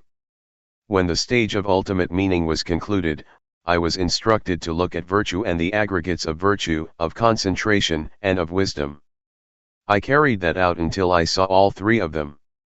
Virtue here is the virtue of path, fruit, and nibbana, it is not conventional virtue. The 5, 8, 10, or 227 precepts are conventional virtues of the world. Having seen virtue, concentration, and wisdom, I next saw the defilements and cankers. They were cut away, Just like that. I cast away the cankers of sensuality, of being, and of ignorance. I was completely free from them. I broke away from ignorance and reached the end of suffering after having practiced for about 10 years. At that time, I felt that Luangpor Teean was my teacher, was my father, was the one who gave me life in the Dhamma, and I was confident that what I had discovered was the Dhamma that the Buddha was enlightened to. The Dhamma that the Buddha was enlightened to is suffering, the origin of suffering, the cessation of suffering, and the path leading to the cessation of suffering. It was like this for sure. It is complete. One sees suffering, sees the cause of suffering, sees the extinguishing of suffering, and sees the path that leads to the end of suffering. It is this way. This is the middle way that the Buddha talked about. We must do it like this. There isn't much to practicing, there is the rhythmic meditation, and there are the 4 foundations of awareness, looking at the body, feelings, mind states and mental objects. Watch the movements of the body, see the body in the body, watch feeling, see the feelings in the feelings, watch the mind, see the mind states in the mind states, to watch mental objects, see the mental objects in the mental objects. These 4 things, practice them well. When one is determined and has established these 4 foundations, one can have realizations. Practice continuously, all the time. Awareness arises whenever one is ready, it is to be seen here and now. The practitioner should see for him or herself. It is not thinking, guessing, or expecting, one knows by oneself. One knows with this kind of knowledge, it exists already. One knows as the Buddha knows, knowing like this, seeing this, understanding this. Confidence must be the plant of practice, effort is the rein, a sense of shame to do evil is the yoke and plow handle, the mind is the rope, awareness is the plowshare and goad, and the person who plows is the field. Confidence means to believe, effort means to strive, patience means endurance. But we don't endure. When there is a reason, anger arises, one cannot pull it out. One must really practice in order to know the truth. It is not a joke, it is real. One has to investigate it. It is something that one should encourage others to practice, it can be passed on to others. The truth is like this. Whoever has confidence will see this, and whoever doesn't have confidence won't see it. Anyone can do it, men as well as women. Luangpor used to say, brothers and sisters can all do it. If we train every single day, it's like taming a tiger in the forest. The real Dhamma is within us, one cannot find it outside oneself, it really isn't there. But when we look for it in ourselves, it really is there. Don't be lazy, abandon laziness. Abandon it, it can be abandoned. Don't be heedless, heedlessness is the source of death. One must use patience, endure things, make effort in practice and practice continuously. When sitting, don't stop, watch. When lying down, watch. Watch while standing and walking, watch continuously. If we see, it means that we are in time. If we don't see, it means that we're not in time. Be in time. Keep up with thought. Thoughts lead us to suffering, lead us to laziness. We all have suffering because of thought. Solve the problem with this knowledge. When thoughts come up, don't follow them. Let them go, but we don't go with them. Watch and let the knowing come back, establish awareness and know, don't get deluded by thoughts. Once one is deluded, one will be caught up continuously, one will think and think again, many things. This is suffering, when there is thought, there is suffering. When one can stop thought, there is happiness. That's the way it is. These are the principles of practice. Luangpor Bun Tum, Hutta Ma Damo. Wat Pon Tong, Gaangkro District, Chayapum Province. At the end of 1966, I went up to practice with Luangpor Teean at the original Budayan forest, it is now a teacher's college. I went up there because Ajahn Mahaboat Tong invited me. He told me that he had met an old monk who taught Dhamma at the Budayan forest. He had good aspirations and firm conduct, he taught directly and was aiming in particular for the destruction of defilements. There was no inclination to psychic powers, and he didn't practice for gain. He didn't seem to be a foolish old monk, he would certainly not lead one onto the wrong path.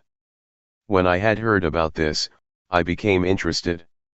I changed my mind about going to the south. After the Rains retreat of 1966, I decided to go to Lae province, and visited Ajahn Mahaboatong. When I arrived that day, Ajahn Mahaboatong was doing intensive practice at another village. When he heard that I had arrived, he presented me with a book to give me some courage. As for me, I paid my respects to Luangpor Teean and told him of my intentions. He immediately introduced me to the rhythmic meditation. When I started to practice, my ideas of going to the south disappeared, and I determined to really practice. I practiced from the end of October until March 1967, before I understood Rupanama. Then I went back home to tell the people there about it. When I went back to Lae, I had invited 3 monks to come along. With the arrival of the rainy season, Luangpor Teean, who was still a layman at that time, came up to practice also, which made me feel very happy. I was impressed with the way of practice of Luangpor because it was a natural way of practice. It was simple, convenient, and relaxed. Luangpor was also very much at ease. He was a good example, he would lead us to live and eat simply. He was not conceited. Even though he was a monk who ordained later in life, from out in the country, who couldn't read or write, he would not be inactive. He still trained himself incessantly, he was diligent in asking me to help him to learn how to read. He studied with me to read and write. That year, B began to be able to read. He was an excellent example to his disciples in doing walking meditation. When he took a rest from that, he would get out the table and train himself to write. There were these special qualities in this aged monk. We kind of felt ashamed. It was hard for us to equal him in the way he ate and slept. He was not embarrassed in any society, rather, whatever he expressed was a fine model for that company. I was increasingly impressed.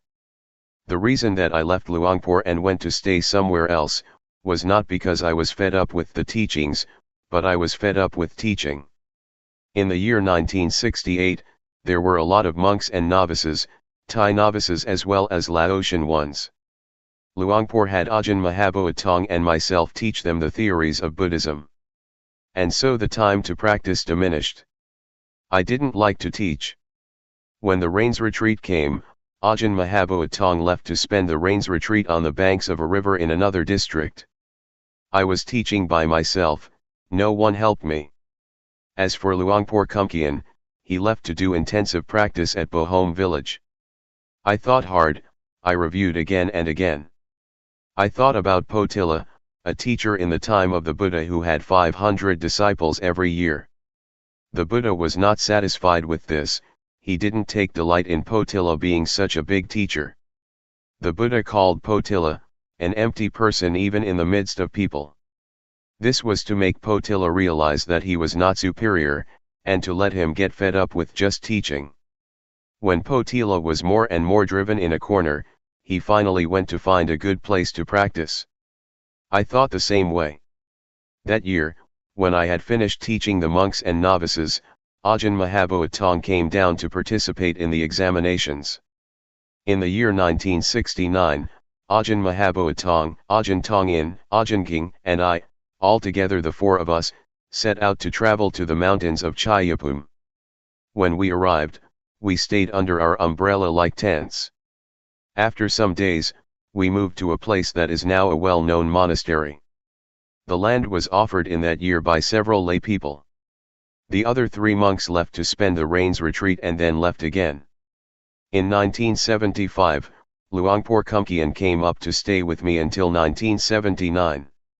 That year, I returned to my home village and stayed there until the present.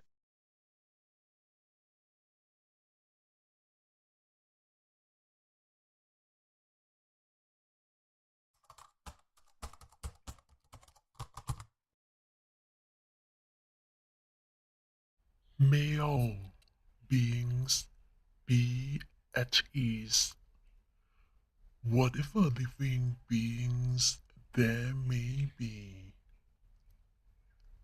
whether they are weak or strong, omitting none, the great or the mighty, medium, short or small,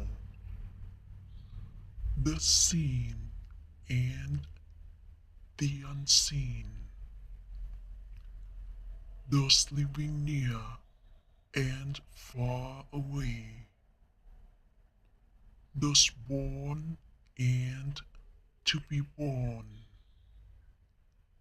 May all beings be at ease.